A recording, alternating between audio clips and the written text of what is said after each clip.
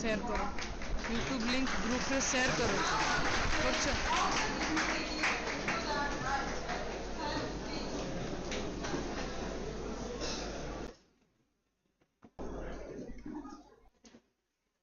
I would like to invite our chief guest, Professor Dr.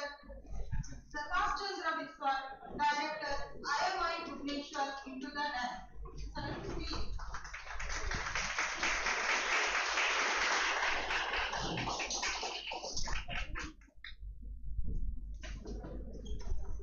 Next, I would like to invite guest of honor of today's program, Mr.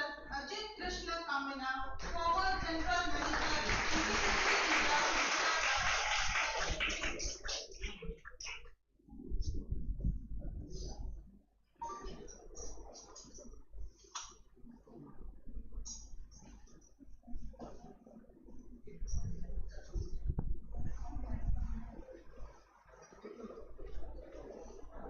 Next, I would like to invite Professor Dr. Ravinathan Subudhi sir, Professor and Mentor, School of Management, Central University.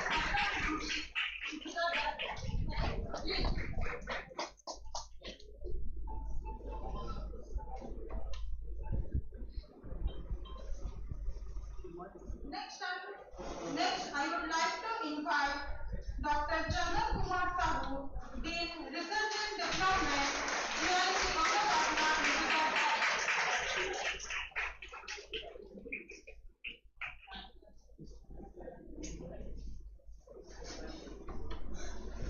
Next, I would like to invite respected Principal, Dr. Subrajit Pradhan sir, into the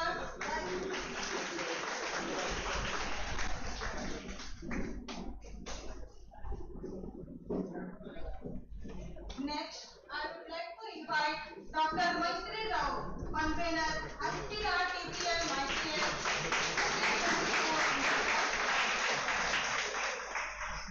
Thank you, sir. Thank you, ma'am. Seedlings is a symbol of sustainability and it represents our growth and togetherness.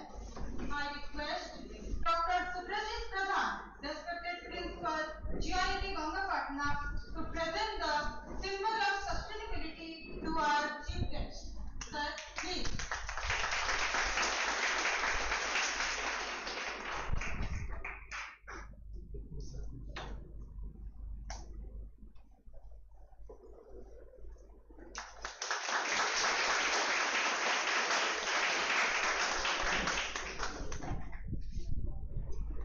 Now I request Dr. Chandan Kumar Sahu, Dean R&D, G.I.E.T. to present the symbol of sustainability to our guest of honor.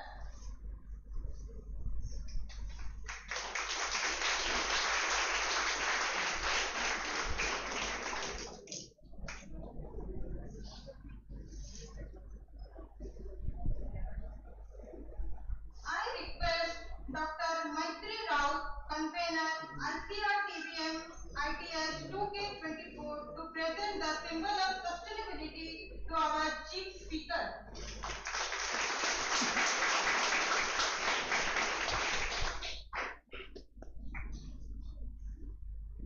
Thank you, sir. Thank you, ma'am.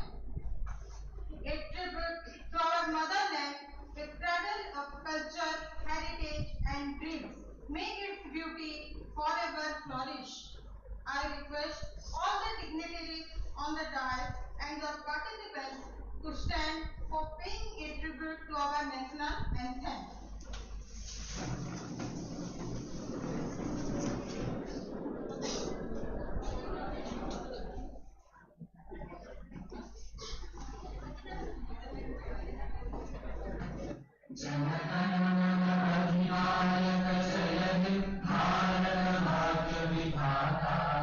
Punjab Sindhu Gujarat Maratha Dravida Utkal Banga Vindhya Himachal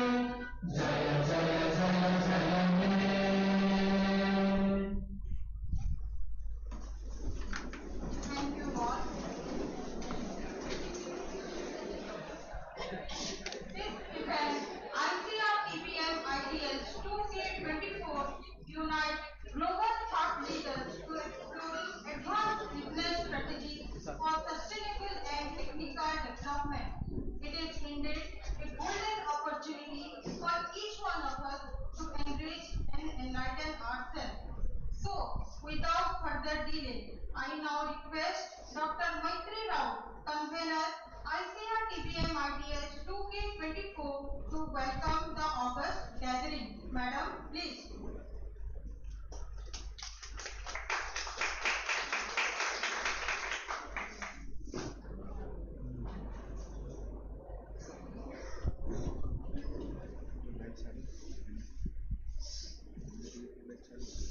At the outset, very good morning and warm welcome to all present over here. Esteemed guests, Honorable Vice Chairman Sir, respected Principal Sir, Dean R&D, HODs, colleagues, staff officers, and my dear students. I am honored to welcome you all to this international conference on recent trends in business management, innovation, technology, sustainability in 2024. It is a privilege together with such a diverse group of experts, practitioners, and scholars dedicated to advancing knowledge and practices in these crucial areas. Before we begin, I would like to express my sincere gratitude to our chief guest, Professor Pradap Chandra Biswal, Director of IMI, Guest of Honor, Mr. G. Krishna Kamila, former General Manager, NTPC Limited. Chief Speaker, Professor R. N. Subudip, Mentor, Advisor, School of Management, CUTM, Parvakandi. International Speaker, Professor Litika Basu, General Management, Department of Business and Social Science Education, University of Cape Coast, Ghana. Professor Milos Papik, Department of Industrial Management, University of Kragujevac, Serbia. Thank you so much, sir, giving your valuable time from this your busy schedule for your precious presence. I would like to thank to our Vice Chairman, sir, for inspiring us to organize this international conference. I want to convey my heartfelt gratitude to our respected principal, sir, for giving the constant support and exhibiting true leadership to conduct this event. We are also thankful to Dean R&D, sir, for guiding us in each step. All the members of GIET family, my team, organizing committee, my bunch of students whose hard work and dedication have made this event possible. What we are witnessing today. A special thanks to our keynote speakers, panelists for sharing their valuable insight with us today. This conference aims to explore the latest development in business management, innovation, technology, and sustainability as we navigate an increasingly complex global landscape. It is imperative to understand how these elements interconnect and shape our future. Our discussion will focus on the challenges, opportunities that arise in this field and how we can leverage them for sustainable growth and development. We have received more than 56 number of research papers from national and international. Out of these, we have scrutinized 37 number of research papers and it has stringent review of the process and shortlisted for proceeding. And I encourage all of you to engage actively in this discussion, share your participatives and network with fellow participants. Collaboration is key to addressing the challenges we face and creating innovative solutions. I hope this conference serves as a platform for inspiring ideas, fruitful discussion and collaborative efforts towards a sustainable future in business management and technology. Let us embrace the spirit of inquiry and innovation as we embark on this journey together. Thank you. Thank you all.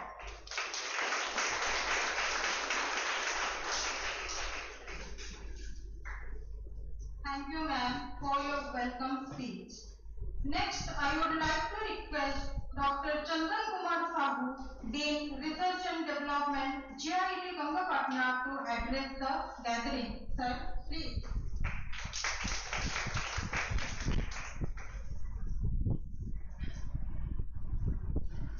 Good morning to all. Esteemed chief guests, Professor Dr. Pradap Chandra Biswal, Director, IMI, Bhubaneswar,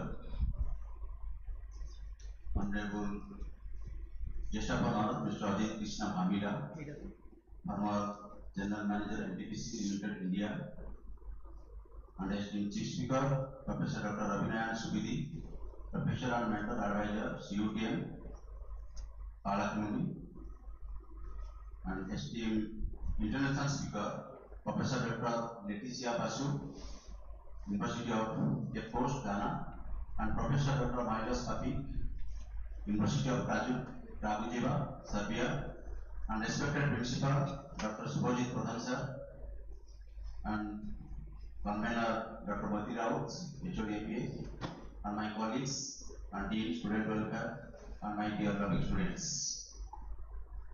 I feel extremely glad to welcome everyone to this much awarded conference as it marks the GIET third international conference, research conference. And it gives me immense pleasure to be standing in front of you all, that is among the most esteemed personalities who have won accolades in their respective fields. It gives me a great pleasure to welcome you all the inaugural session of International Conference on Recent Trends in Business Management, Innovation, Technology and Sustainability. And on behalf of the GIET Ghangapatna, I am happy to welcome most especially the chief guest, Professor Dr. Pratap Chandra Vishal, Director IMI Indonesia. We want to sincerely thank you for honoring our invitation in spite of your very busy and tight schedule, sir. On behalf of the GIET Ghangapatna, I am happy to welcome most especially our guest of honor, Mr. Ajit Krishna Kamila, ex-General Manager of NTPs, and Chief Speaker Professor Ravi Narayan Subidi, Central University of Technology, and International Keynote Speaker Professor Dr. Miles Papi, and Dr. Leticia Basu, Professor University of Cape Coast, Ghana. We want to sincerely thank you for honoring our invitation in spite of your very busy and tight schedule. Before we kickstart the conference, I would like to express my gratitude towards you all who sincerely contributed to this event in order to make it a success. This would not have been possible without the support of each and every one present here. The theme of recent trends in business management, innovation, technology and sustainability capture our intention to build capacity of technology and sustainability in GIET. The above initiatives underscore our commitment in supporting the growth of research activities in GIET. Academicians, researchers and practitioners of management will be able to share and discuss new findings and application to society. It is hoped that the conference will be a platform to gather and assimilate the latest knowledge in management, and I am also pleased to acknowledge the support we have received from our keynote speaker and guest speaker for this conference. I also appreciate our chief guests. Thank you for accepting to be a part of this conference, sir.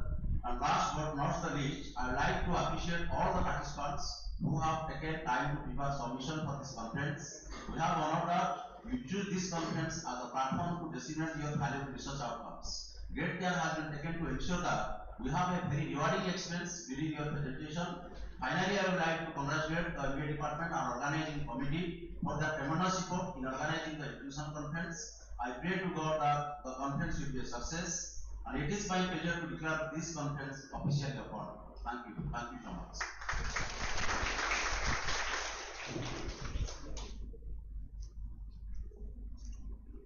Thank you so much, sir, for your words. A leader with great vision and positive spirit who always motivated, supported and guided us for organizing such events at GIET Ghangapatna. I would like to invite respected Principal Dr. Subhajit Pradhan to address the gathering. Sir, please.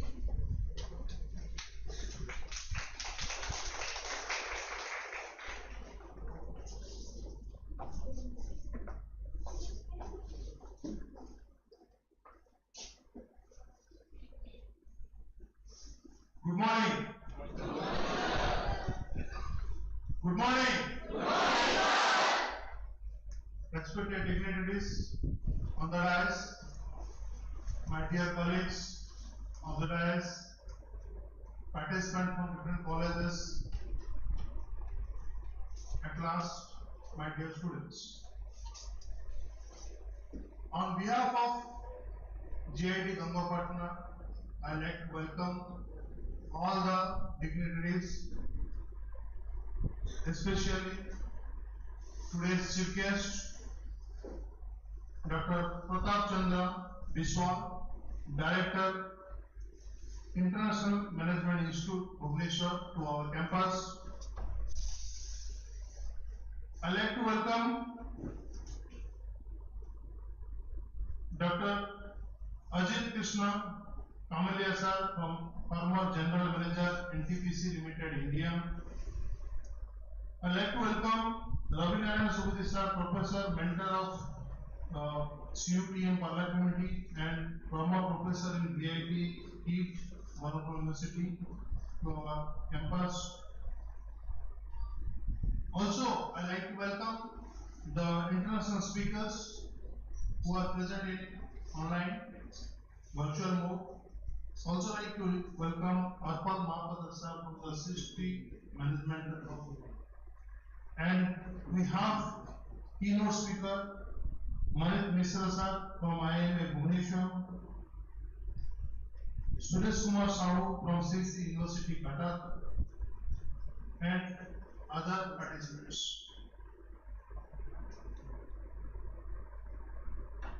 So Department of MBA organizing the international conference. As a department is the first international conference on recent trends in business management, innovation, technology, and sustainability. This is the third international conference for the year 2024-25 in our campus. Department of Computer Science, Department of Mechanical Engineering already organized their international conference. In coming future, Department of Electrical Sciences, ICRTBM-ITS, Department of Civil and Department of Science will organize in coming 1 or 2 months. Objective of organizing this conference to make our students, faculty and other people towards the research oriented.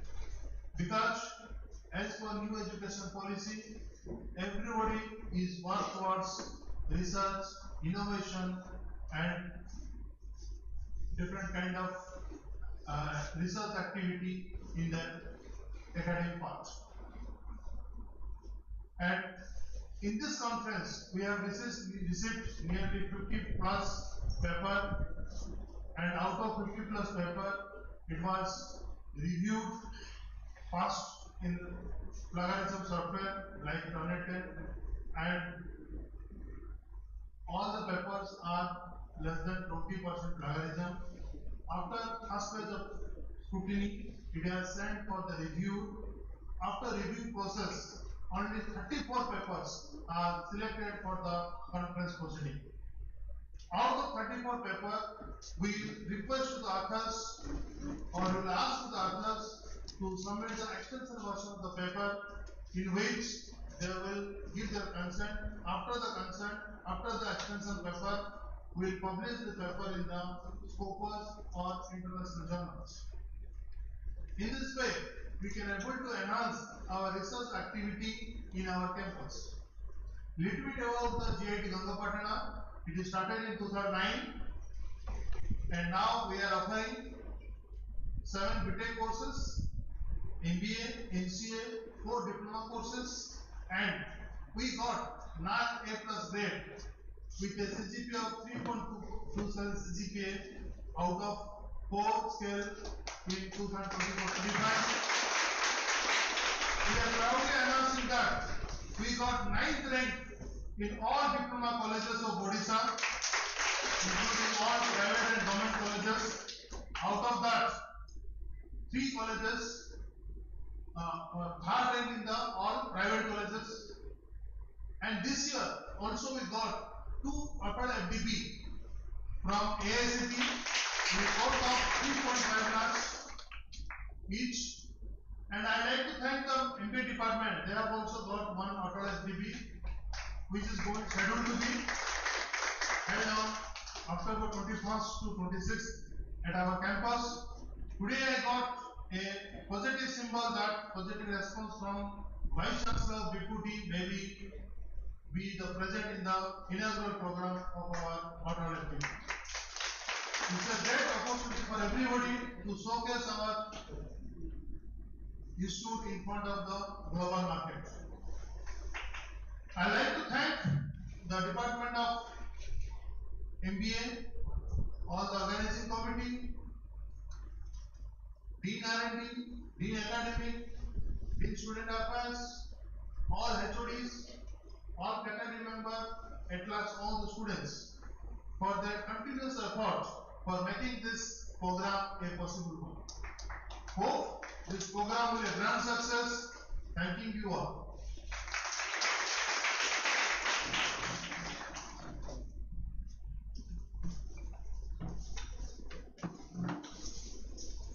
Thank you, sir, for your enriching words.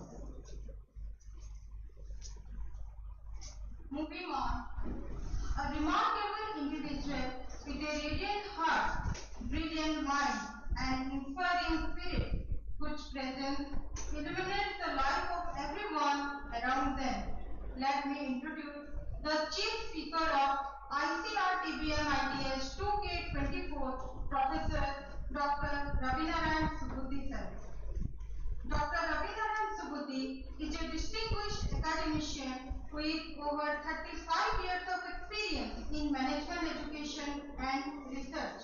He served at Colombo University for 22 years, contributing to its MBA program from 1987 to 2006 before joining Vellore Institute of Technology, B School, Vellore, as a professor. In 2007, he moved to GIET University, where he served as a senior professor of management for 17 years, specializing in quantitative techniques and research methodology. Currently, he is serving as mentor and advisor at School of Management of Centurion University of Technology and Management, Pallakemmundi. Dr. Subudhi has an extensive background in research and publication, having edited the Oriental Children's Fortnight magazine Suman for 4 years and Research Journal Strategy for another 4 years. He has been the editorial board of multiple research journals and served as the editor of UGC care-listed journal Ghangapatna for last 12 years. In addition to his editorial role, he has published 14 books and successfully guided 14 PhD scholars throughout his academic career, making significant contributions to the field of management and research methodology. I now take this privilege to welcome Professor Dr. R.S. Subudhi sir to say some few words. Sir, please.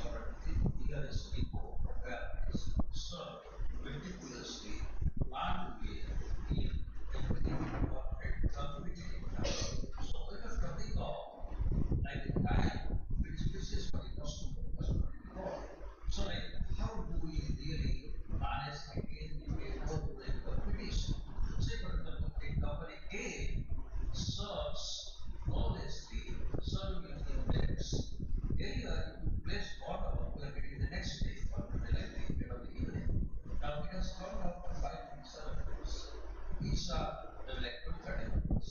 So you place your happens. So it has been done by the next like. Say for example, the biggest vehicle aggregator what is not having any vehicle is serving purpose. We will like oil groups. They are not having any protein, but see how it ingredients work. Even the researchers like we really depend on the research article aggregators, which is heavily used by us. This is one thing. If we're talking about the technology and the era dream of present Prime Minister of University Bharat, we were talking of a developed nation India related to 2027. We are talking of a very complex technology. It's not easy to focus too many items. Let me now indicate to cite the example of my own mother, who is physically illiterate. Now, when she uses a phone, she is now appreciating from this time. Now, it goes to grandson, my son, second brother. And when last visit my mother, I presented one more bigger mobile, she did accept. My mother tells you don't know anything. Your son knows better. And when your son comes, he will tell me how to handle it, mobile handset. So this is technology when it reaches to the rural poor, and they know that whether the Pradhan Mantri, whatever, chief ministers, money comes to their account or not, it keeps down the SMS sound, they know that yes, money is coming back. So the technology is not for the technocrats or the educated who have achieved all possible uses. Now, at the same time, as you all know, at one side, a big concept for the bazaar, that is there. And at the same time, you have like e-retailers, which is growing. Say, how farmers, if you talk of resource biology, the concept of the resource, the total summer. So anything can happen in business. So what we are indirectly hinting at is sustainability. And we have been very innovative so that the business understands the pulse of the market, the need of the customers, and the changing taste of the customer. So you have to have a direct connect not only to the market, but also to the changing taste of the customer. So this is what my dear friends, while studying, don't limit yourself to the pages of the books. Don't limit yourself to the PPTs shared by your teacher. You need to understand what you are supposed to do, what you are studying about. So many of my students, those who are not at the university level, they often are invited to say that what we are reading here is not enough. It's just 1% what we can read. So it depends on us to really go further, work extra mile, and understand what we are doing. So I will not be giving a long lecture because I'm talking about so many people. So my wishes to all the students here, maybe like committed to some of the practical programs. Good luck, thanks, the management for it.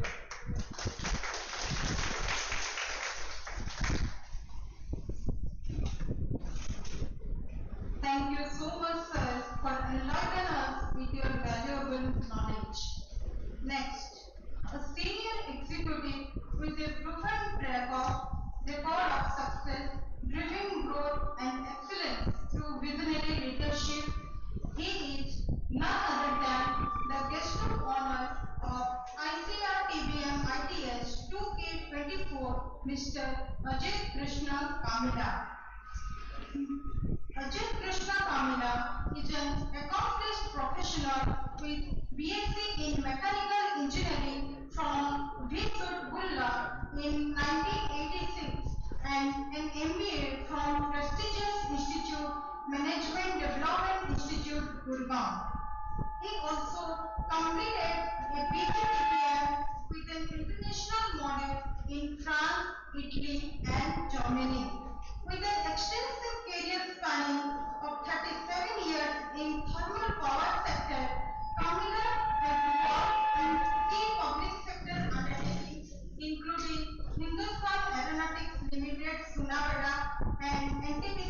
period where he served in multiple capacities across several power projects such as Ramagundam, Purva, Vidyanagar, Talcher Tharwad, Navinagar, Talcher Kaniha, and Daribali. His expertise lies in boiler and turbine maintenance, residual life assessment, and renovation and modernization of thermal power plants. Additionally, he has contributed significantly to environmental management, sustainable development. Ajit Kamila play an instrumental role in leading several environmental management, biodiversity, and sustainability development initiatives at NTPC across various projects, including TTPS Talcher Thermal, DHTPS Talcher Kaniha, DHTPS Daryapali. His vast experience has made him a key contributor to NTPC's sustainability and environmental effort. Now, I request Mr. Ajit Krishna Kamila sir to address the gathering. Sir, please.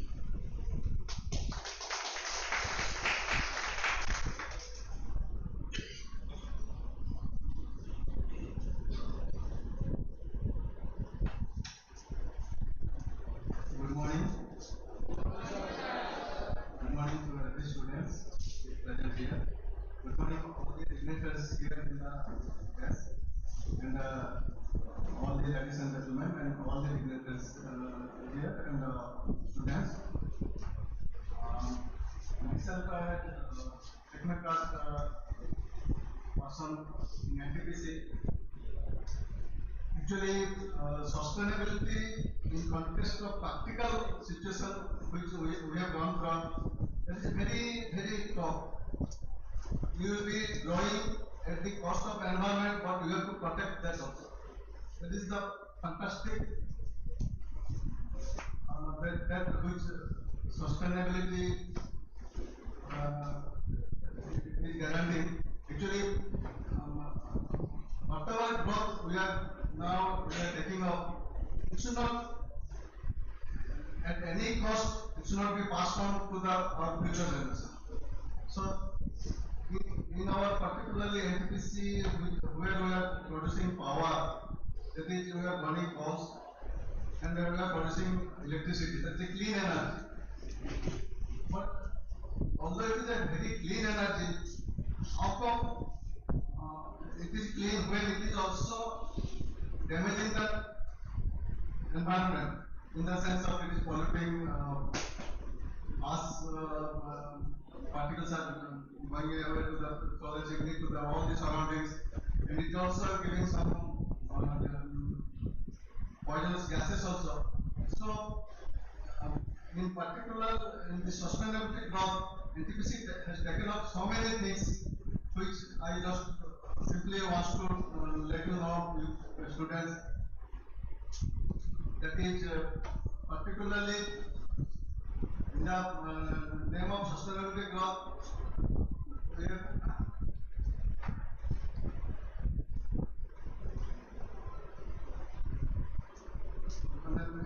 in environment and social and governance. Actually, NTPC has taken so many programs for the ESG, that is environment, social and governance. It will be previously we were addressing all the environment only. So after this 2015 summit, we have taken up so many things that is also includes social and governance also. Without governance, that also we cannot proceed also. So in the strategy of internal controls, we are decarbonization and air emissions control, water and biodiversity conservation, circular economy. That means we'll be using the from the coal we are producing ash, and the ash also you will be using in the NHI also. So the circular economy, likely strong finance ethics, health and safety, community development, and sustainable supply chains.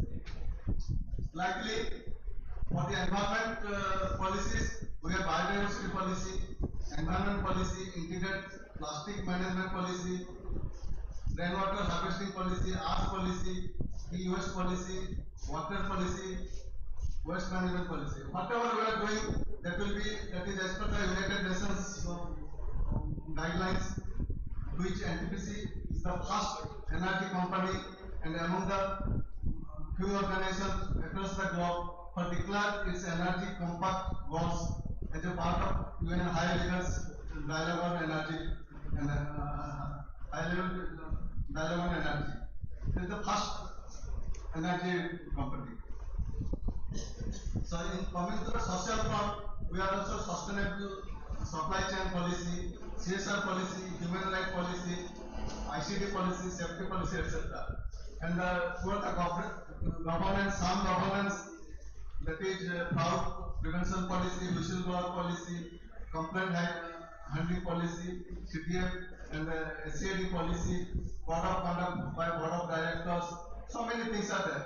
So NTPC is taken this up to 2032. NTPC will be achieving that net zero emissions that is declared by Prime Minister. That will be adding no new emissions to the atmosphere. That is a very challenging thing, which it is not easy. It is rather very difficult to perform. But with the use of the innovations and technology, we'll be doing this by that. That will be our this diversion plan. That is coal mining. We are NTPC is not now producing only power.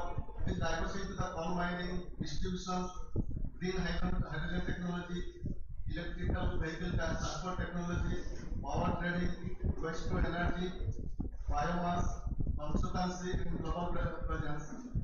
It is not in India, it is having also global presence. So, whatever the students whoever is present here, I will request they should also visit somewhere some power plants here in Odisha also there are so many power plants not NTPC. They can know how it is challenging to manage the environment. It is very difficult. It is not so easy. You will be putting so many efforts to get the zero effects of the environment, but we will not be polluting the environment. But it's very difficult. It cost of so many.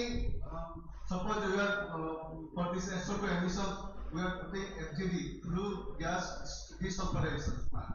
It's a very big plant. One you can to put the emission nil, we are putting another plant. This is a very misnomer you can say. It is very rather anyway. Somehow this growth and development it is really controversial, but still how we can manage that you can see somewhere in the power plant. There are so many projects going on, so I will not be taking much time. Towards the outer growth, the sustainability is understood. I will request personally to few of the students who can search for the inner growth also. That is, for the outer growth, you require innovations. Because if you know where you can start with the growth and pollutions, that is very contradictory. But towards if you grow inwards, nothing is required. You have to be physically, you have to do nothing. Emotionally, you have to do nothing. Mentally, you have to do nothing. That is what I request, what I mean in meditation. With that, few words and a request, I wish all the best to this seminar. Thank you.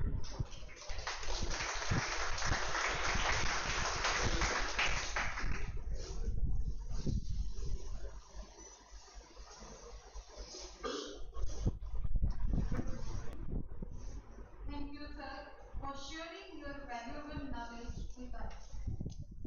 A leader whose vision and expertise has shaped the institution's success. I take this privilege to welcome Honorable Vice Chairman G.I.E.T.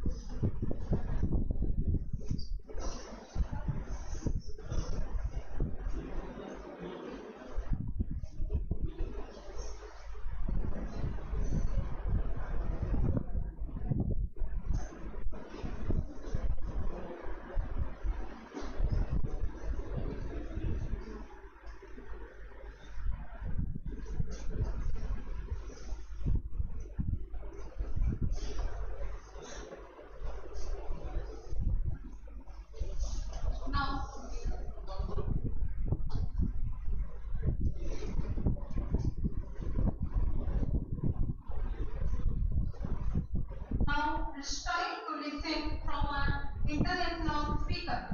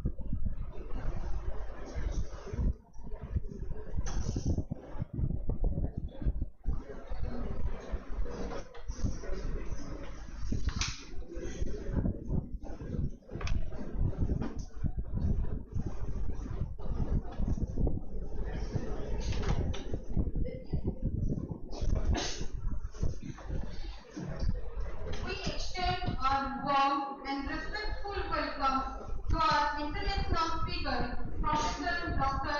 Litika Bosu from Ghana, whose presence here today is a testament of the power of global connection and friendship. Dr. Litika Bosu, a professor and senior member at the University of Cape Coast in Ghana, she specializes in business and social sciences education.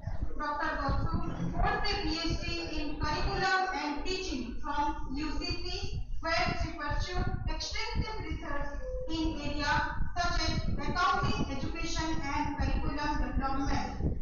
She brings a wealth of knowledge and experience to her teaching and research endeavors.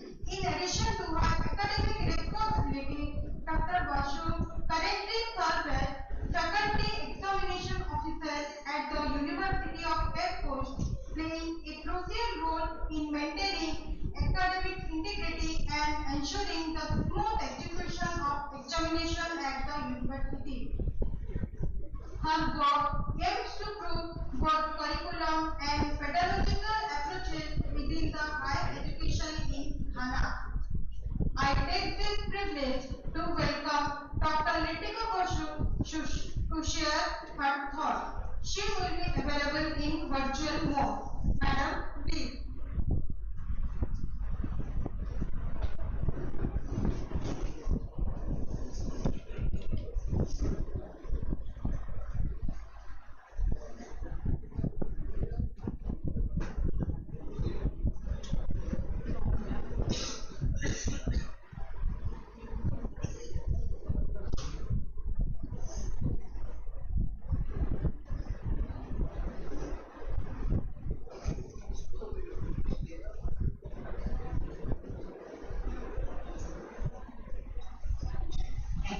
In work over Q4. Okay, so in recent years, advancement in information technology has had a massive impact on how business creates, how they operate in businesses, and there have been some challenges and opportunities for these businesses. But from future managers, we have to hold grasping advantages of technology to run the businesses for the benefit of the ongoing generation in the future when we are talking about sustainability. But as educators and future leaders, we aim to prepare students in fulfilling life and professional career. In so doing, we are still supposed to be curious and then prepare students to fulfill these promises. And we need to be curious in adopting and also be ready to meet the data and ethical and sustainability challenges for work in the health century. we know that artificial intelligence and other things have come into play, and they are helping managers in taking decisions. How do we come in as future managers? How do we come in as these technologies are ongoing? What are our duties as future managers, future management experts? What are our duties? Are we putting up strategies enough? Are we building ourselves enough to get into the future? Are we building ourselves enough to get whatever is expected of us? How are we also sustaining the environment? Although we are moving in technology, does it have only detrimental effect on the sustainability of our ecology, of our economy and the people? So from the predictive analysis to chatbots for customer service, these technologies have the power to enhance operational efficiency and drive growth. Are we ready to enhance it? This conference, I hope, will equip us with the needed skills to manage and then to be able to learn how we will be able to sustain the environment, how we will be able to cater for our customers. And in this conference, I believe that the panels that we have invited, they are going to give us enough dive into so many issues that is going to allow us our thinking. We are going to think critically, and before we leave this conference, most of us will have a different perspective about life. Remember, sustainability is the drive for the day. If you are not doing anything as business for sustainability, know that one day you'll be out of business, and that will be the end of your business. So as management students, as future managers and other people, we encourage ourselves that technology, innovation, and sustainability is what is driving the business world. So are we ready for that? Thank you very much. And in our subsequent presentation, we are going to delve more into technology, we are going to delve more into innovation and then sustainability. Thank you very much, and I hope to see you in 2 minutes. Thank you. Thank you, ma'am, for your encouraging words. It's our distinct privilege to present a global visionary, a renowned expert, and a distinguished guest from Serbia, Professor Dr. Patrick Myers. He is currently working as the Faculty of Technical Sciences at the University of Brisbane. His research focuses on industrial management, environmental engineering, and information systems. He is the author of several scientific and professional publications in areas such as information technologies, environmental management, education,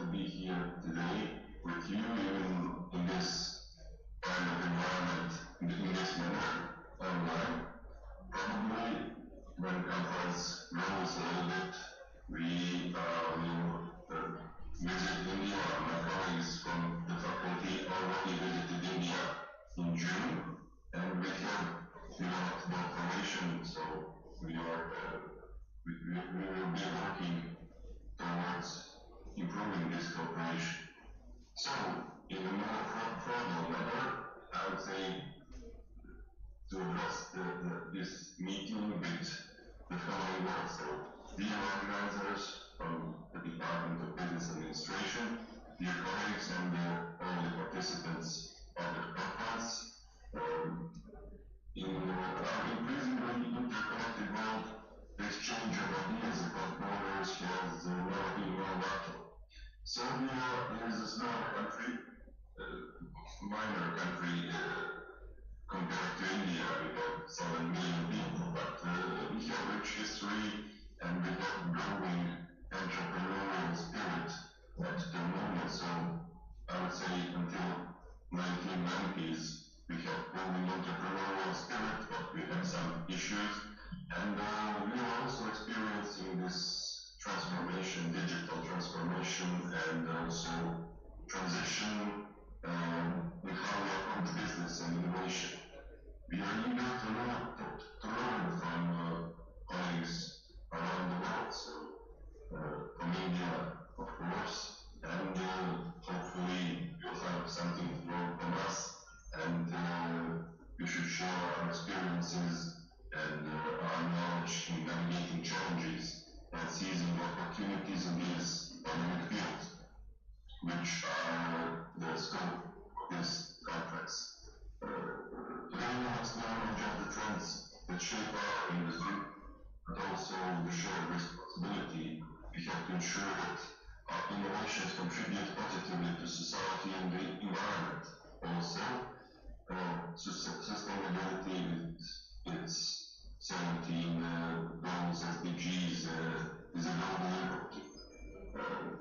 And it's inspiring to see so many thought leaders gathered here to drive this conversation forward. So I encourage all of us to engage openly, open-hearted, share our insights, collaborate on solutions, not just today, but in the following days, years. It's an imperative, as I said. So together we can foster a more sustainable and innovative future for all of us. Thank you once again for welcoming me. I'm looking forward for all the discussions today.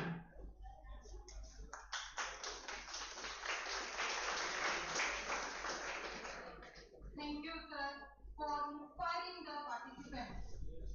Moving on, a visionary leader with a crystal clear perspective, illuminating path to innovation, progress, and excellence, inspiring others to shape the future with clarity and purpose.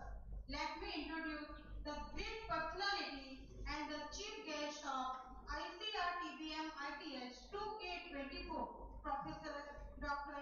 Pratap Chandra Biswal, Director, International Management Institute, Bhubaneswar.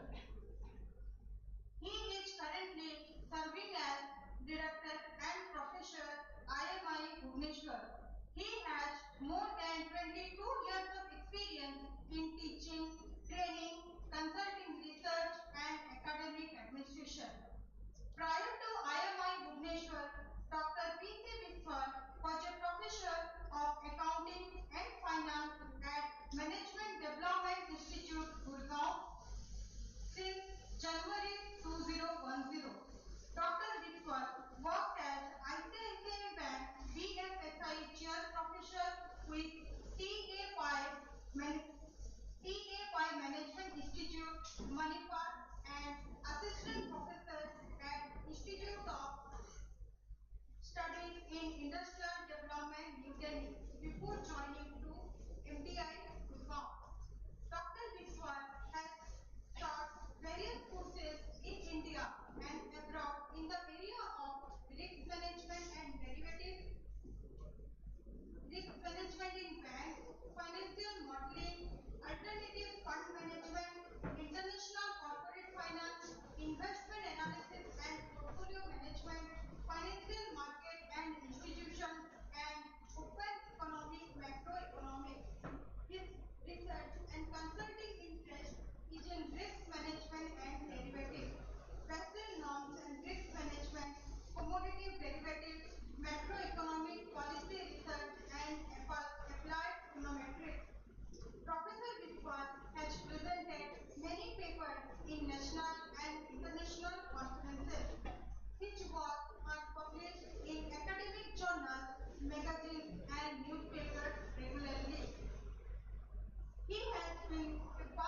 many research and consulting projects of Government of India, World Health Organization, Center for Disease and Control Prevention, USA, Reserve Bank of India, Security and Exchange Board of India, and various banks of India. Now, I take this privilege to welcome Professor Dr. Pratap Chandra Biswal sir to share his thoughts. Sir, please.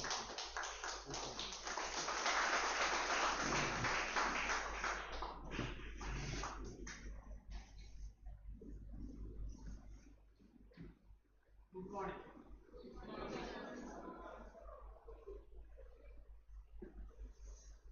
To respected dignitaries on the dais and faculty members and the students and the conference participants. So, it is that is an honor. So, to be part of this conference and invited as the chief guest of this conference. So, let me thank G.I.E.T, the principal, dean, and the head of the department for inviting me to be part of this conference and addressing you on this important topic. See, let me add you know what? The reason being, I am a researcher in this area of technology, innovation, or sustainability. And there are actually many researchers today, there are international speakers, there are practitioners on the dais. So there are actually the paper presenters, those who work in this area, so they are here to deliberate, discuss and right? So generate some kind of ideas how to actually have the innovative technological innovations to have sustainable solutions to the problems, whether it is business problems or the societal problems. So that way, I am just an academic administrator, so not a researcher in this area. So what I would like to the speaker, I don't take much time. I'll be just spending around 5 to 7 minutes on this, sharing one experience. Right, as an academic administrator largely, and as a teacher. See, first of all, you look at it. There are researchers, those I know, so I'm also happy to learn. There are 50 papers submitted, 34 out of 50 papers were selected to be presented in this conference. And there is a plan also to take some select papers out of the 34 and to publish in the Scopus Index or ICRTBM. Right? So great actually the work in this time. I hope in the next 2 days, researchers, speakers, and the paper writers will deliberate and come out with some really conclusive findings which will be useful. Let me put this actually the 4 things together. What I see the title of the conference is Recent Trends in Business Management, Innovation, Technology, and Sustainability. Let me put it in this way. It's something what I am saying, so that's what we have tried, right? So my colleague is here, Professor Manish Misra, he is a researcher. He would be probably speaking more on this topic on the sustainability technology on this. But let me actually just share with you what International Management Institute is here in Bhubaneswar. Just now, it is so last week when we completed our ESG audit of the campus. We had a consultant, and the consultant started audit was ESG audit in June. So just completed last week. So they have submitted their report, and we are receiving the assurance, right? ESG audit assurance. And now next step for us is to take a target, net zero target. Net zero actually emission target. That's what is the institute. Probably I will have a faculty council meeting and all the stakeholders to deliberate and see, because we need to target it. We need to be prepared every year. What are the targets we are going to achieve? How much of fund we could allocate towards that, so that we achieve maybe 2035 or 2040. India as a country has not taken the target in 2070. I hope all of you know that, right? But we will actually decide as an institute, so to have the net zero target by 2035 or 40, 45, that will come out once we sit down and deliberate, right? Looking at all our resources. What I am saying is, so what comes out is, in the next 2 days of deliberation, all the researchers and all the speakers together, if we try to find a innovations. Right, I'm putting all of them together, right? So if you try to see, yes, there are some non-technological innovation, innovative ways of managing and finding sustainable solutions. But at least looking at the title, if we try to find how technology and innovation or technological innovation is going to provide you sustainable solutions for business and societal problems. If that's something we after the will be the target in next 2 days, really that will be really after the great contribution not only to the academia, also to the industry and the society.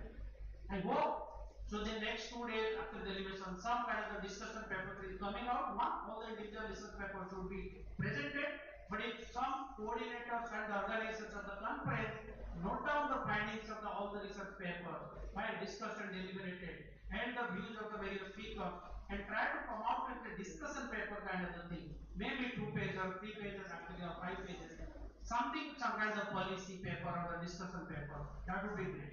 Alright. So that's about one part of it, about the conference and the trend. So let me talk my the speech will be about 2 parts. One is what we do as an higher education institution. Specifically, we are not multidisciplinary institution. So we are typically a business school, right? International Management Institute. So it is, they already said, we have done after the ESG. So any higher education institutions like GIET or IMI Bhubaneswar, for that matter, any university can do contribute towards sustainability or ESG, or we talk about the climate and all. There are 2 ways of they can contribute. One, what we need to bring in our curriculum so that our students learn and experience, right? So that when they go to the field, whether they are in the business, in a company or some other government organization, wherever they work, or they are actually starting up their own business, so they are hands-on, they know, right? They have the knowledge, they have the skills already, what we have imparted to them on campus to apply and see how to actually find sustainable ways of doing the businesses. One, what we bring in our curriculum. Second part, what we practice on our campus. It's not about bringing in the curriculum. Most of the time, what I see in the higher education institutes, they try to look at it when you talk about what is the contribution of the higher education institution for sustainability. Right? How to bring in after the technological innovations to find sustainable solutions. Immediately that comes to mind, they try to bring in something as a part of the curriculum. That's fine. That's one part of it. Other part of it, how much of it we are practicing, how much of it we are applying on our campus. Right? That's also. COVID was a big capital game changer for that. COVID has actually taught us many things which we can't do using the technology. Right? That provides various actually the sustainable options. Right? One of them being we are not spending so much of the paper, right? As we are doing prior to COVID. So that has gone down to a lot to the large extent. So post-COVID, so since when we started actually delivering the classes, delivering actually all these meetings are also held online. We are not traveling so much, right? Even we have the programs which we are actually delivering in a blended mode.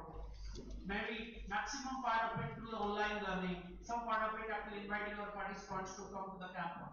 Right? So COVID was a big game changer in that way. It has taught us something, it has forced us to get into something. It is just our approach now to change it, get more into it. Let's not go back to the earlier days completely to a physical mode or offline mode for everything. So we can try as a higher education institution adopting the ESG related or sustainability related in a part of our curriculum, as well as practicing it. We can make our campus plastic free, right? We can after the make it paperless, right? We can after the make it bring in various technological things so that you see the lot of paper movements will not happen in this. When the students they see the experience happening on the campus, what you teach in the classroom, that would remain in their mind. What they say, what is actually the same, you involve us, we actually learn. You teach us, we forget. Alright? So that's what, when the students they see in front of them, the campus is also practicing. If we have actually on our campus, rain harvesting, and actually these auditors are going out, various actually different, they have identified many deficiencies. And we are on it. We will try to. When our that the campus is also doing it, and whatever we teach them, whatever we try to talk to them in the classroom, they would appreciate it and they would retain it and try to apply when they go back. That's something actually very important, right? More than actually this, what we actually need to bring is a part of not only curriculum, as well as the practice on the campus. The next thing is the last part of it. What I'm actually saying, look at it, which I keep saying. My after the colleagues they know as well as my students is a business school. Most of the times, what we see, the business problem, sustainability and profitability cannot go together. That's not the thing. Sustainability, because people think, some of the business leaders also they think sustainability and profitability cannot go together. You start adopting sustainable way of doing the business, probably it will not be profitable as it was or it used to be the business. But look at it. I'm just giving you some concept. There is no time after today to discuss on that. Since I am a person from the finance background, and that happens in every field also, there are terminologies evolved over the period, which are very prominent in investment. You might have heard about circular economy, what it is. That's about reuse, recycling, which can be adopted by actually any consumer. Start practicing mindful after the consumption. Be responsible when it comes to consume. As Mahatma Gandhi said, the world is enough for our need, not for our greed. If we become mindful when we consume, automatically we will see the producer will follow, because they after the produce, they come out with the products and services what the consumers demand. If consumers become aware about it, they become mindful about it, they are responsible when it comes to consumption. They do whatever is needed, not to actually the store. So automatically you will see the world will forcefully move towards that. Fine. So that's why what I have to the point I am trying to drive here is, I tell after my students whenever I meet them on this one, no business problem. No business problem is standalone. If you start thinking so business problem and solutions to a business problem always should be with the profitability motive, is not. You will have the profit, right? So each business problem, you cannot do a business, you cannot come out with a product, you cannot have a service, right? Without understanding the culture, without understanding the environment, without understanding the surrounding, without understanding the policy. So they are so holistic, they are so integrated. So when these students are taught, imparted the idea, skills in this way, right? So thinking, right, of any solution always holistically, that is going to be long run. That's definitely going to be long run. It will be very helpful. So here on campus, when the students, when there are so many students, I urge you, I would actually suggest all of you, always start thinking very, very responsibly. Start thinking very responsibly. Start any after the decision, you look at it, you go out of this campus, once you are on the field, whether you're taking up a job in a company or taking a job with a government organization, you are starting your own business. You cannot do a business. You cannot take any decision without understanding the surrounding. So, please, in addition to your curriculum, try to remain engaged, try to bring in a lot of community engagement activities. Those would at least teach you sustainable ways of decision making. You know the ground what are the difficulties. When we know after we know the, see, if you just visit and see around people, actually roads, communities, you will get to know what are the real challenges and the difficulties. So that will help you to take the holistic our decisions are going forward. So with these after the words I will say, stop it, and again I say, as I said, I urge and request not only the students as well as the researchers, please think holistically whenever, even for the researchers also. I'm not a great researcher, but I have a different view about it. Just I'll take 2 minutes since it's about the research conference, right? To me, what the academia, specifically worldwide, it's not very specific to India. We started the following culture of publication. Publication is not sustainable. So we are not looking at the difference between research and publication. What is required in India is research. We really want what is required is research. Publication is just an outcome of it. Right? So there is always a difference between research, that to responsible research. We have been talking about the research over the decades in academia, whether research has to be rigor or the relevant. And it has to be both. So it has to be rigor, it has to be relevant, it has to be responsible. You can have rigor and always relevant, but if you start copying, don't practice the ethical ways of doing the business, it cannot be a responsible research. So since researchers are there, going to deliberate and debate about it the next 2 days, that's also my request to all the researchers. When it comes to the topic like this, very relevant topic at the current context, what the world is facing, landslides, kind of floods, right? So temperature variation, climate, weather, lot of issues. We need to look at long-term solutions, a very sustainable solution. Government is doing enough, regulators are also doing enough. It's just that we need to up the gear, understand, and start practicing it on ground. Please try to deliberate, come up with the research issues which can solve the societal and the business problem, and to find a long-term sustainable solutions by innovation as well as the technology.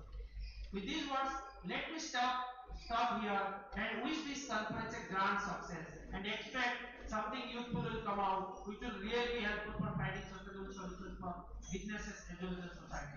Thank you.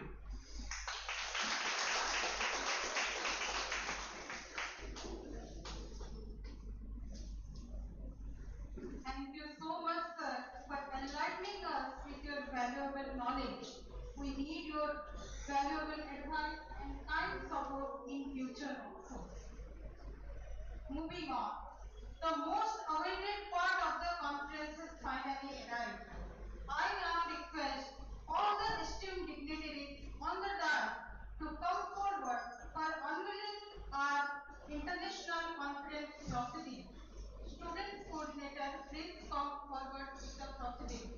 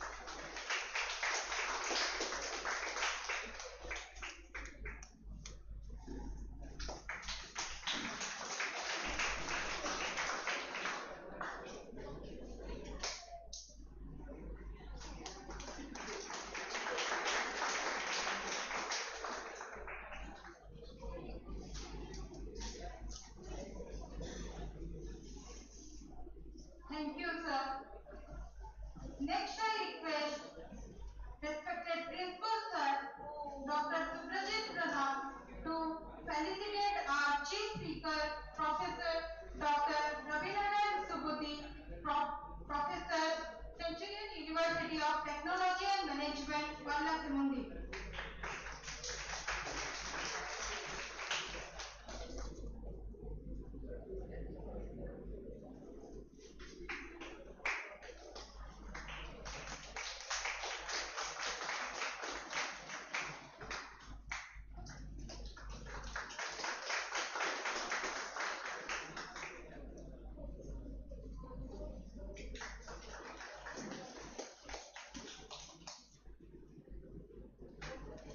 Thank you so much, sir. Now, I would like to request Professor Ghangapatna, co-convener of ICRTBM-ITS 2K24, to present the vote of thanks.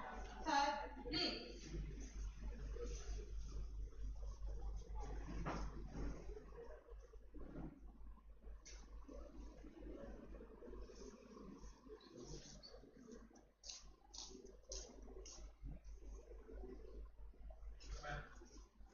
We cannot seriously intercede without the cabinet. Organization cannot have good governance and effective management without an impactful leadership. Distinguished guest, Honorable Vice Chairman, sir, respected Principal, sir, Dean R&D, HODs, colleagues, and my dear students. As we conclude this prestigious international conference on recent trends, business management, innovation, technology, and sustainability to get improved, I take this opportunity to express my heartfelt gratitude to all those who have contributed to the success of this event.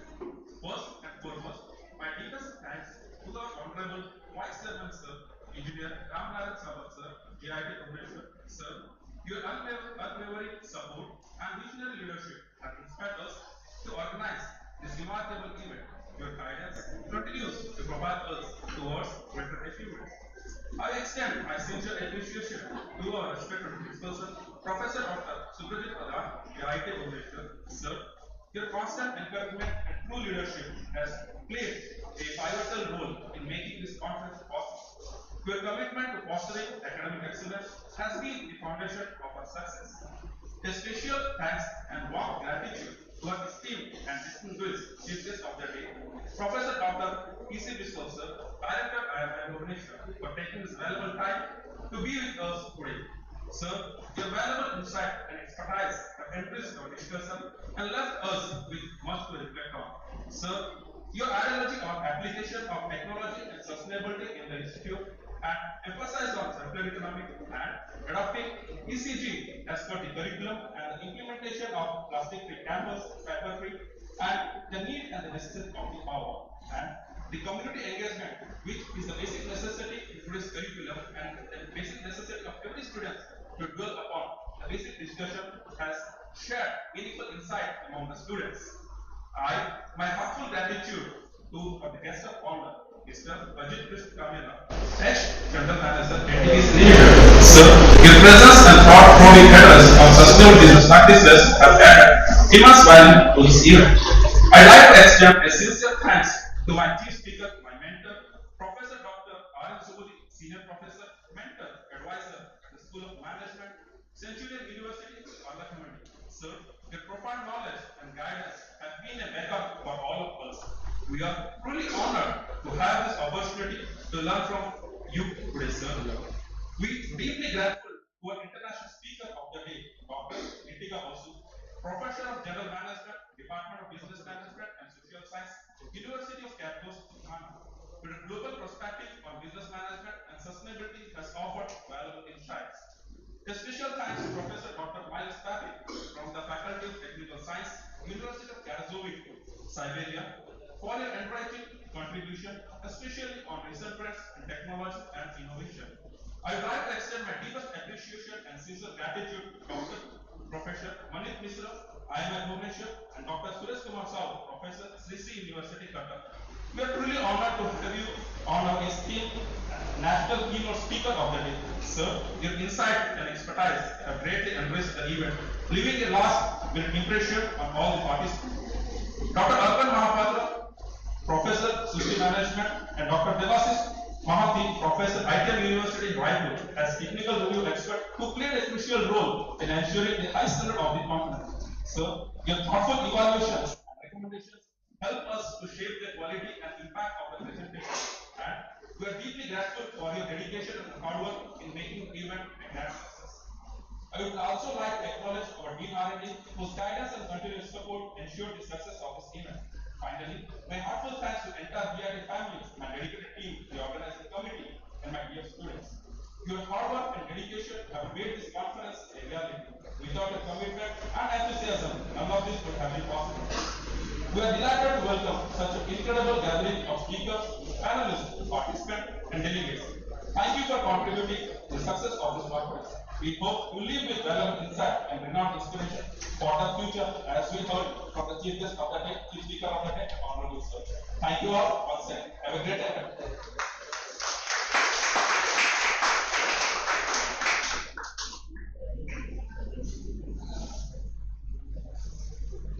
Thank you, sir. With this, we have reached to the end of our inaugural session of ICRTBM-ITS 2K24. Thank you all.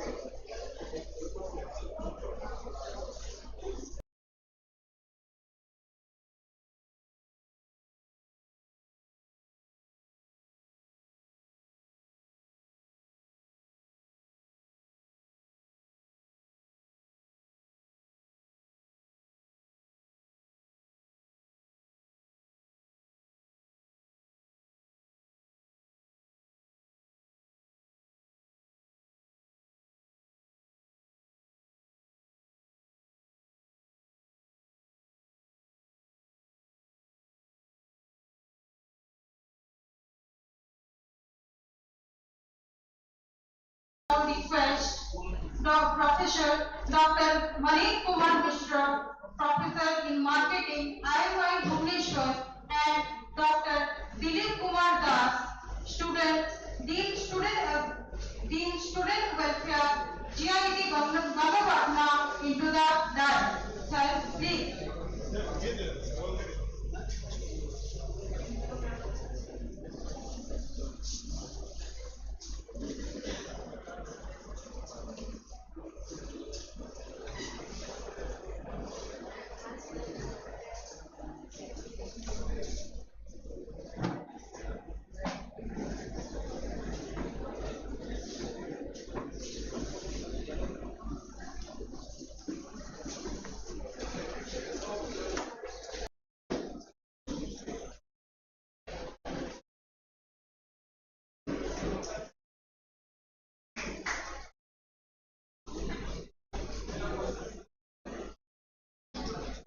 I request Professor Dr. Manik Mishra sir to the dais.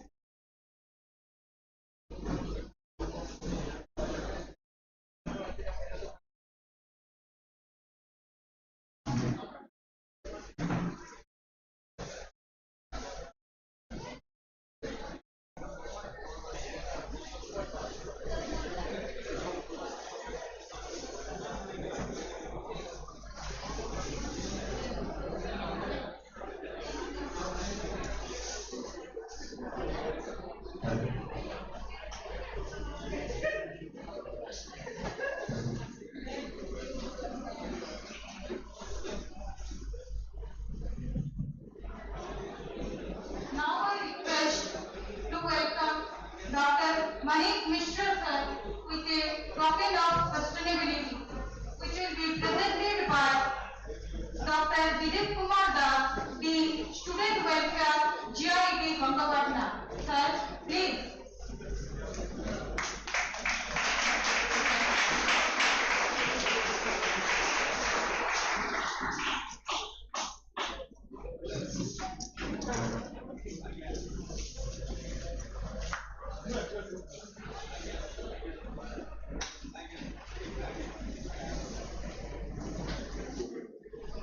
Now,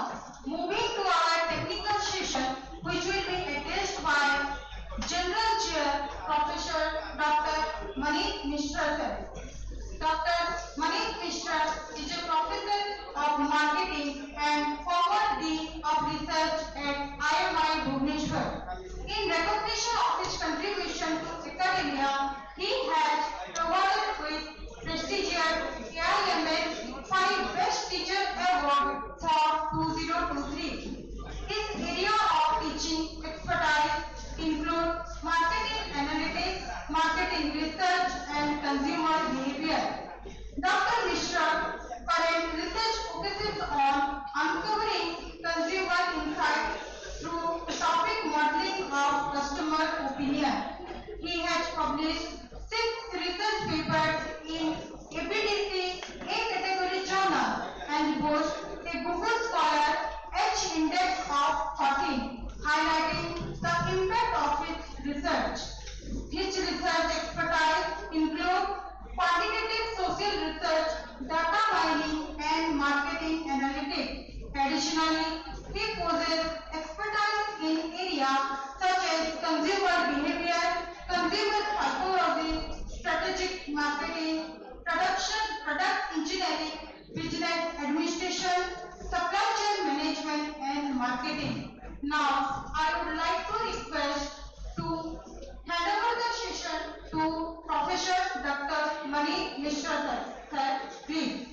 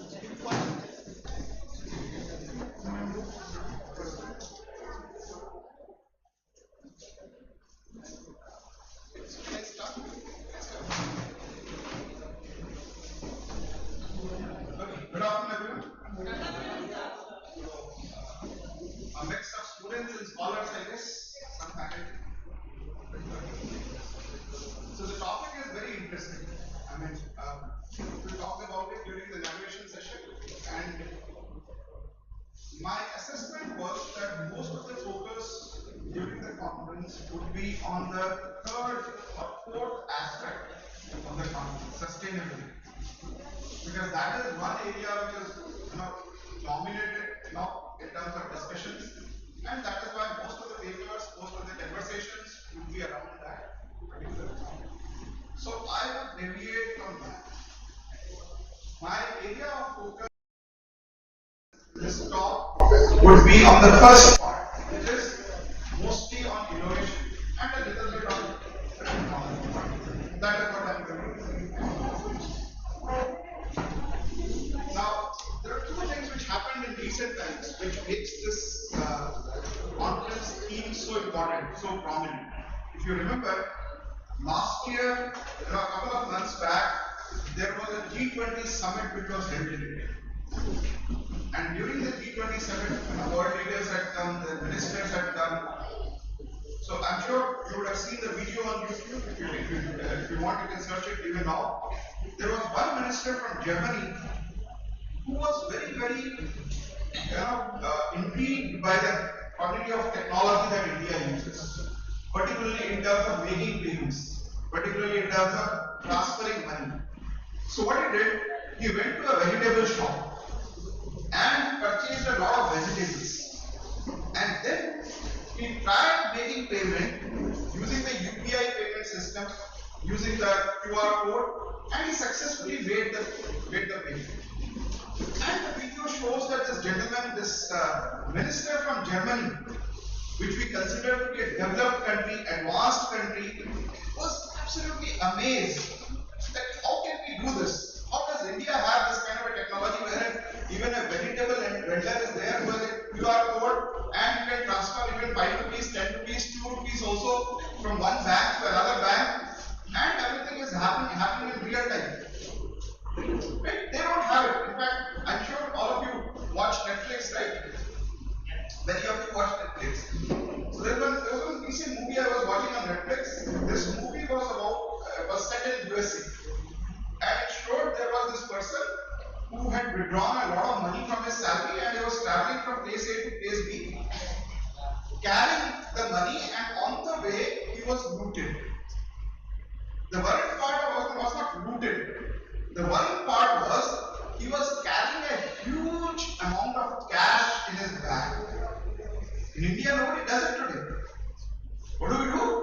We immediately use UPI, use Paytm, use PhonePe, and transfer the money. We don't carry cash in bag. And I was surprised to see that the entire movie was based on that one concept, that this guy was carrying a lot of cash in the bag and it was looted. In India, even the movie would not take place. Looting of the money from looting of the cash, because we won't use cash. We don't use cash. So technology, as far as technology is concerned, we are somewhat ahead of it. I'm sure everybody uses Facebook. Okay. Facebook is part of a company called as Meta, and Meta's product manager was recently in India, and this person, what he did was he went around India, and particularly his team went to rural India. How does rural India use WhatsApp? That was the objective, so that they can improve the WhatsApp users. And he said that India is one country which celebrates technology. Now there is a difference. There are countries which adopt technology. India doesn't adopt technology. India celebrates technology. Anything new, please come. Indians, whether urban or rural, are the most active people in terms of using it. And according to research by WhatsApp, and this was shared by this gentleman, this product manager, he said that WhatsApp has a feature of what do you call this? Verbal messages. Right? WhatsApp, I'm sure many of you would be using that feature of verbal messages, sending messages by voice messages. Okay. Now, he said that out of all the voice messages that are sent across the world on WhatsApp, Indians send the largest number of voice messages. That is inevitable. Rural Indians or aged Indians are using this technology of WhatsApp. See, it's difficult to type on WhatsApp. Not for you. Think about your grandparents. They are also using WhatsApp now. Think about people in the absolute rural Odisha or India. They are also using WhatsApp. But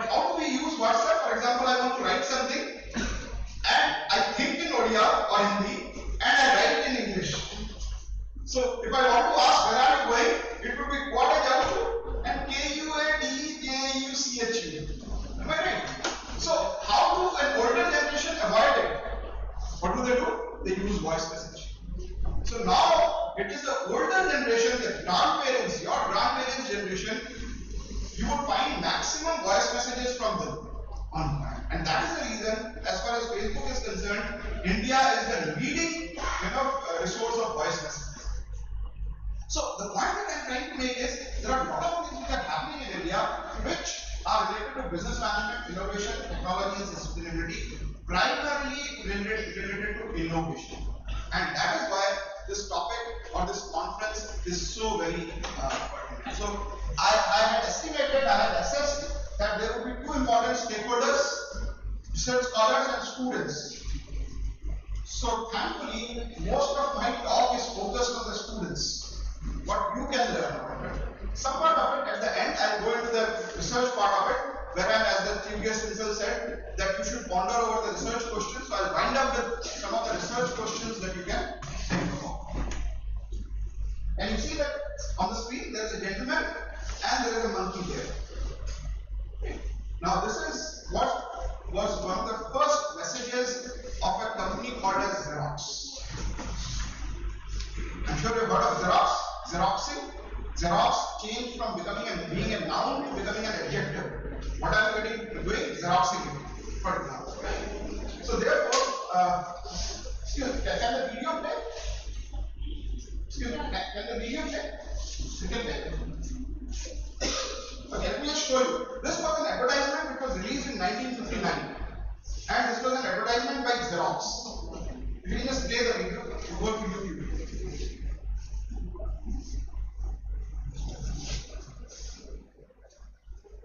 You go to YouTube directly. Just click on that one.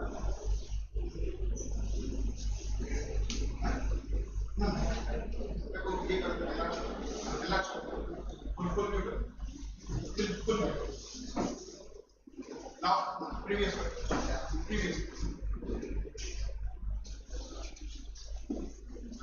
Yeah, now click on this.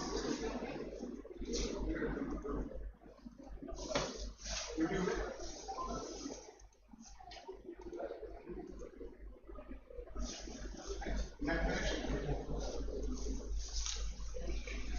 Okay, let's go back to the not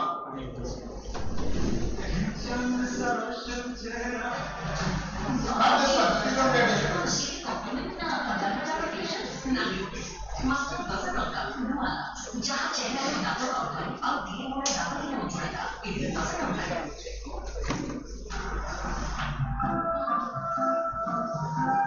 Just watch that.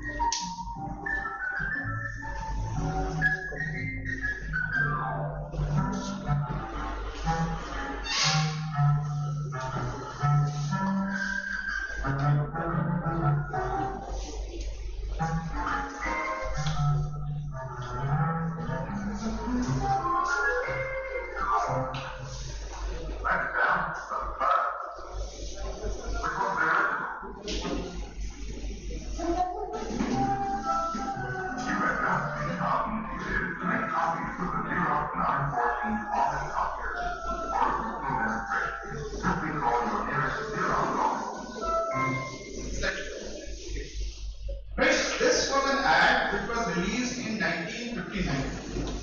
Xerox. And the name of the product is Xerox 914. If you go into the history of it, Xerox 914 is the most successful single product in the last century by any company, by any organization, by any country. Okay. Now, what made this successful? And that is where we are talking about innovation now. And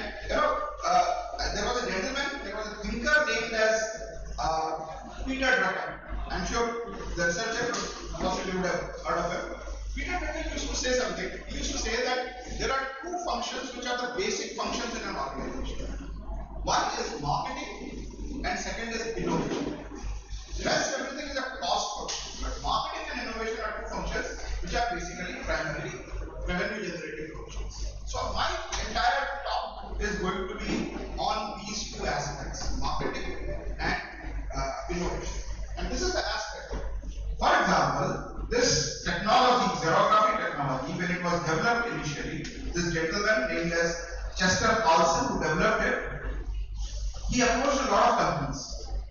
IBM, for example, he approached, GE he approached with the technology, and all of them said no. There was one small organization called as G.I.E.T Corporation. And G.I.E.T Corporation, the CEO of G.I.E.T Corporation saw the promise in the technology and they adopted it. And they adopted it and developed it. Now you can imagine how raw the technology was, because in 1940s and 50s when Xerox used to sell a photocopying machine, it used to provide a fire extinguisher along with it.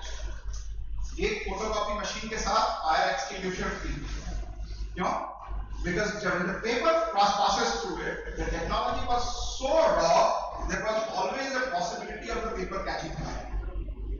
So it took them a lot of effort, 13 years. 1946 they acquired the technology, G.I.E.T Corporation, and 1959 this product became successful. 13 years they kept investing money, and that is what is so interesting about innovation. Innovation doesn't happen in a day. It takes time, it takes effort, it takes commitment, and it takes a lot of money to get there. And that is what. Now that is where the importance of the topic comes in. Because company was initially called as G.I.E.T Corporation. When xerography became successful, they changed the name of the company from G.I.E.T to Xerox. And that is what makes it so very interesting about this. So I'll just go into a few innovations. This was one innovation just to understand what do we mean by innovation. This is another innovation. Can you please see two cameras there?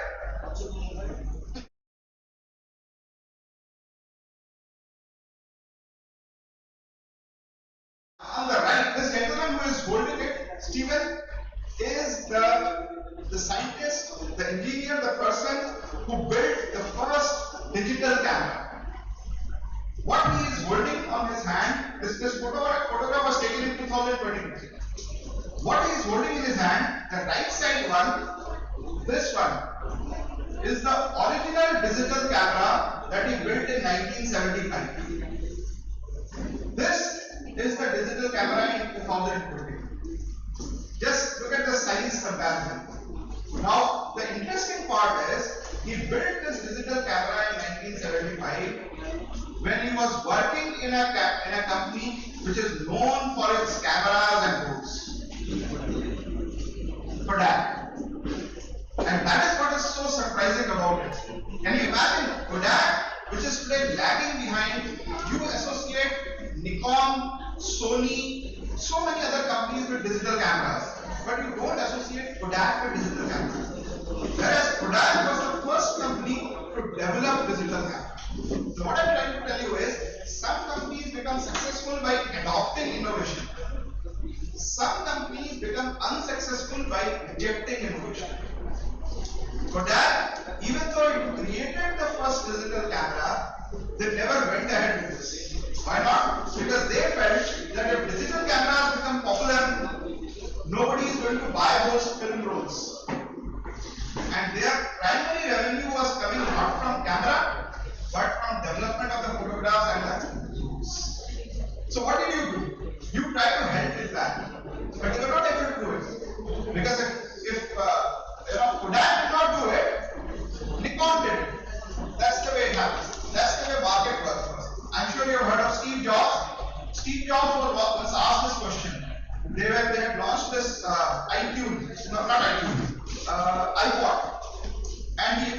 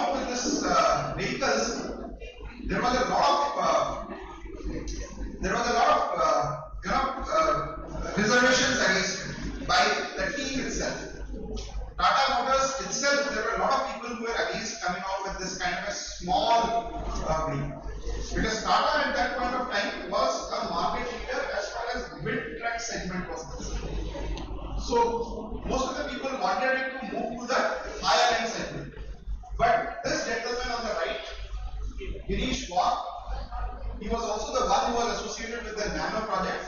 He was leading the ACE project.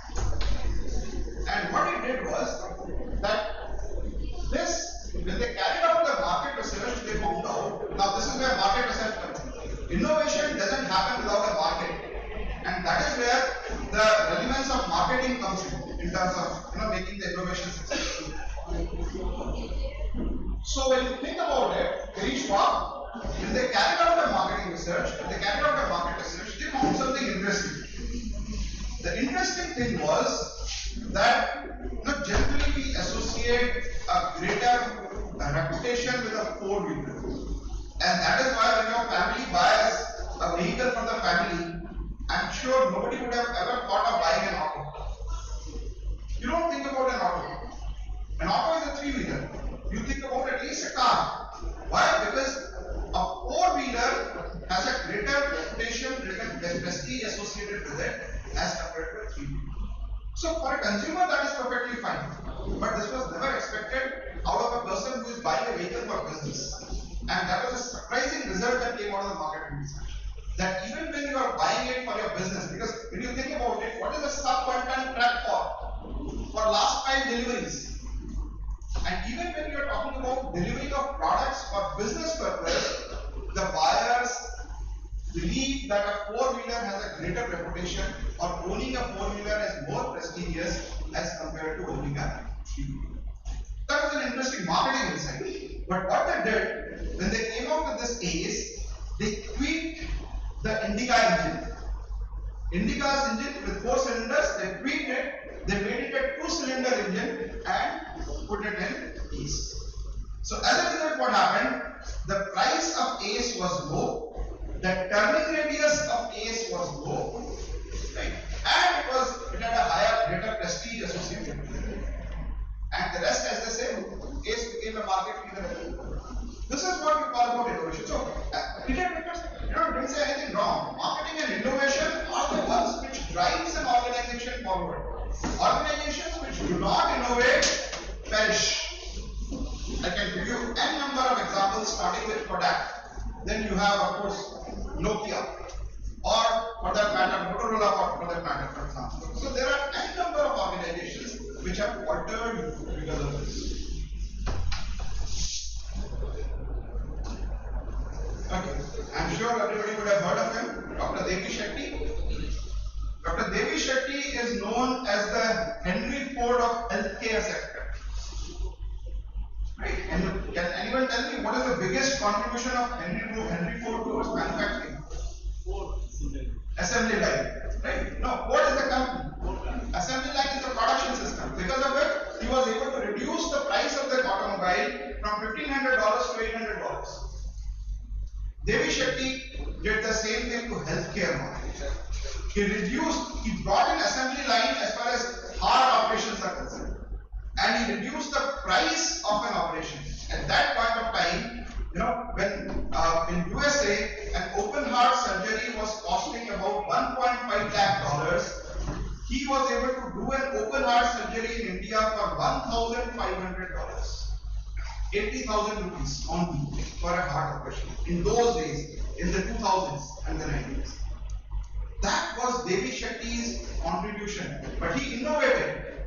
He innovated in terms of healthcare, in terms of post-operation care. He innovated and was able to reduce the price, because of which Devi Shetty, of course, I'm sure you are aware of it, he has been awarded with Padma Shri and Padma Bhushan because of his service to the country, because of his service to the people in terms of heart treatments. Tata Docomo. What was the biggest contribution of Tata Docomo? Anybody remembers? Earlier, what used to happen was that if you make a call and your call exceeds to 1 minute, 1 second, you were charged for 2 minutes. Tata Docomo was the first one to bring it out to charging of prices per second. So if you're talking for 1 minute, 1 second, you would be charged for 1 minute, 1 second. Now of course things have changed a lot, but that is what was the revolution which was brought in. Is this an innovation? I'm sure most of you watch it. If most of you watch it, this is an innovation which has succeeded or which has successfully diffused into the society.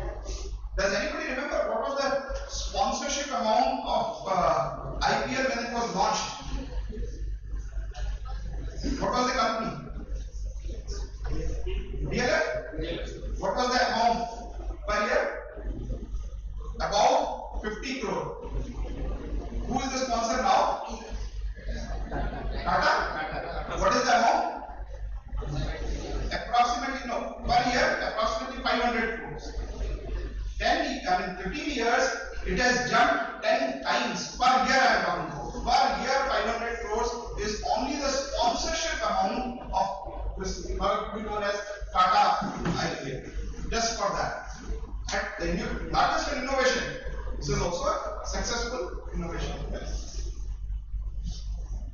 Nano may have failed, but Nano is still one of the most brilliant innovations that Indian automobile industry did.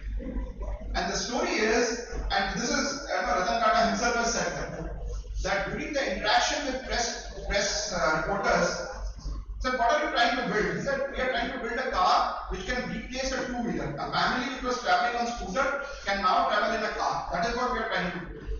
And we are trying to reduce the price.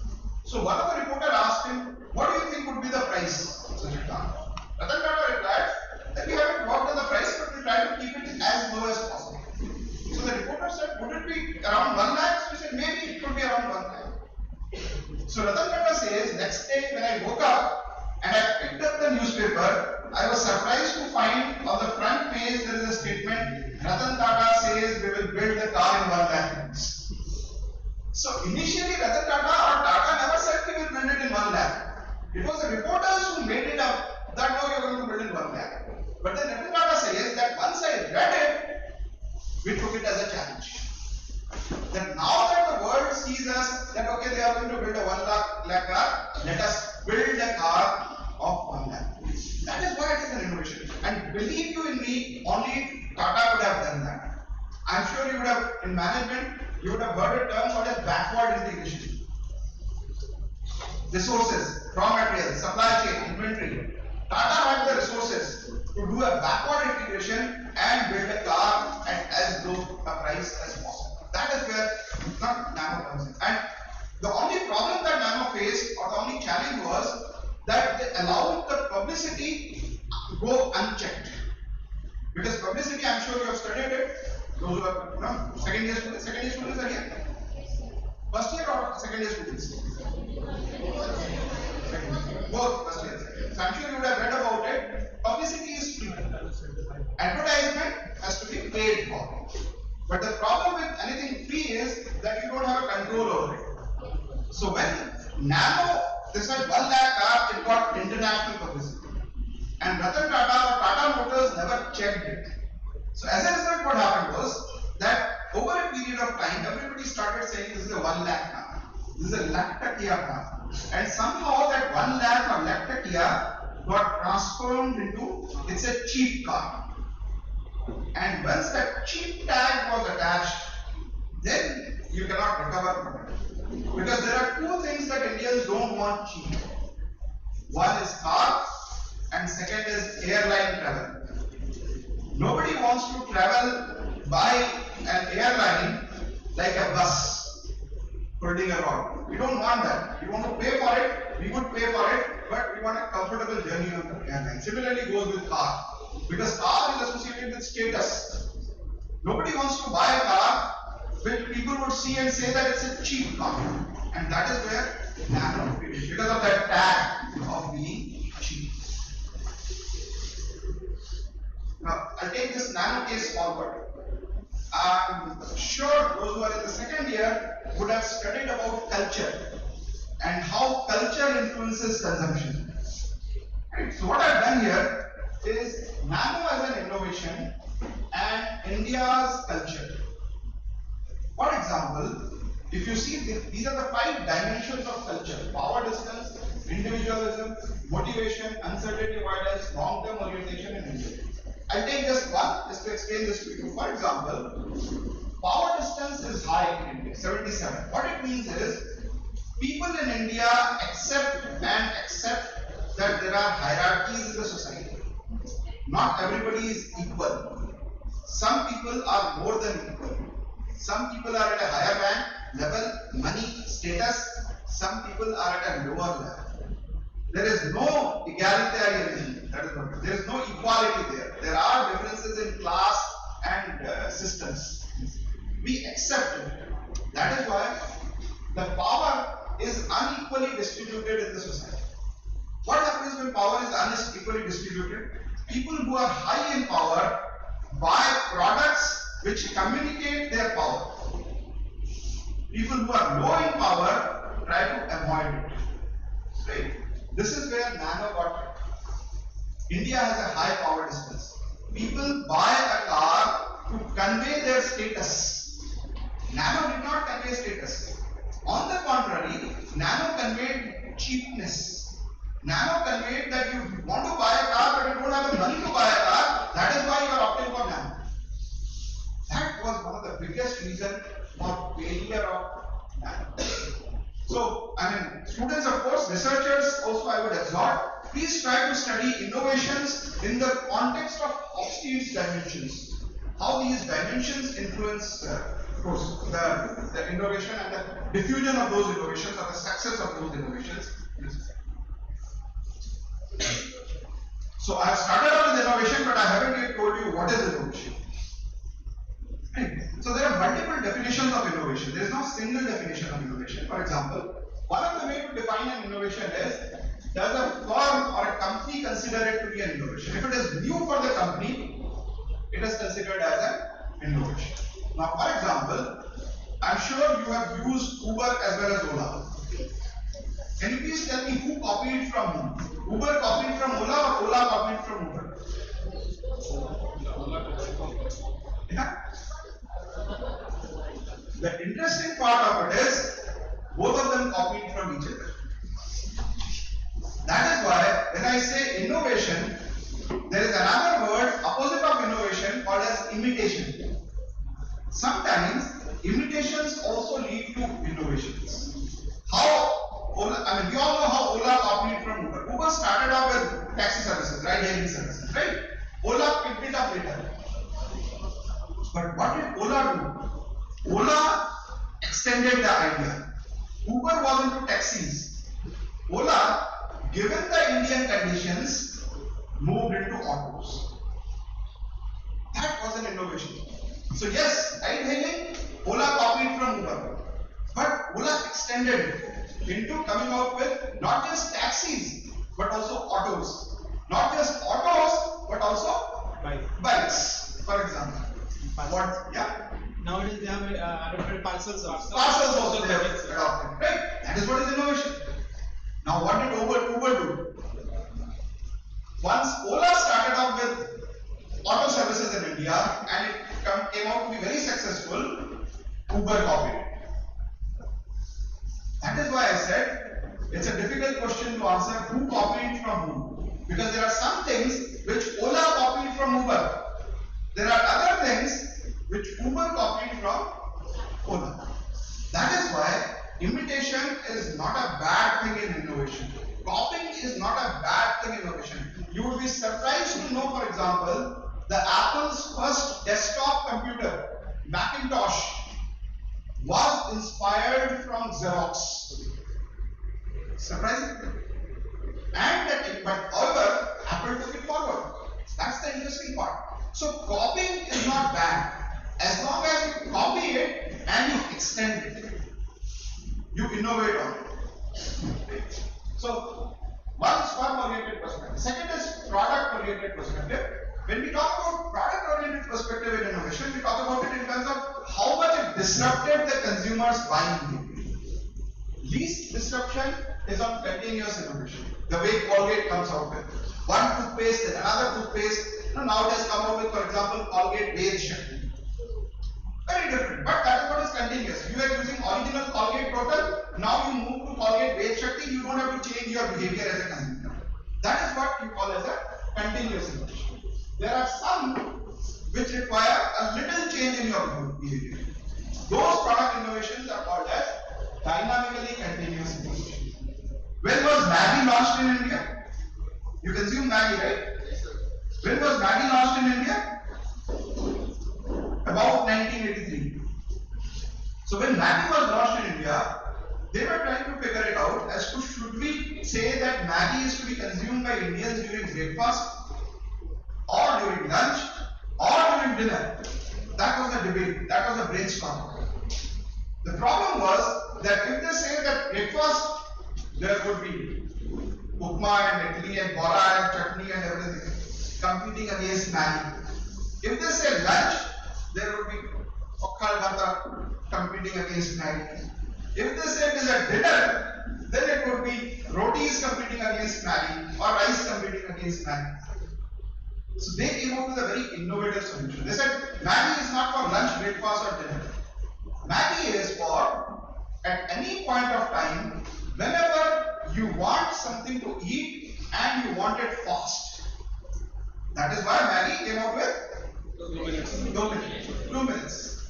It never said lunch mein lo, dinner mein lo, nothing really. Whenever you want to have it and you want to have it in 2 minutes, go for Maggi. That is what you call as a dynamically continuous innovation. It did not change your behavior much, eating behavior. This continuous innovation is with something which changes your behavior drastically. For example, when Paytm was launched in 2010, or when demonetization took place in 2016, and it forced you into UPI payment system, it changed your behavior. It took some time for people to adjust, but finally people have adapted. Now everybody's phone has a bank account linked to it. So it took us some time, but we finally adapted. So when it takes some time for you to adapt, that is what we call as a discontinuous. So when you talk about innovation and its diffusion or its success in the market, we talk about a couple of things. One is the innovation itself. I have another 10 minutes. So one is the innovation itself. Second is the communication. There are two types of communication. Some communication goes from marketeer to consumer. I'm sure most of you would have seen a movie called as Spark. It's an old movie, came in about 2010. Amitabh Bachchan and Abhishek Bachchan. But the way the movie was marketed was brilliant. Because the movie was on a disease called as progeria. And the communication was, because one of the way they communicated was, Abhishek Bachchan played the role of the father in this movie, and Amitabh Bachchan played the role of the son, who was suffering from progeria, which made him look older.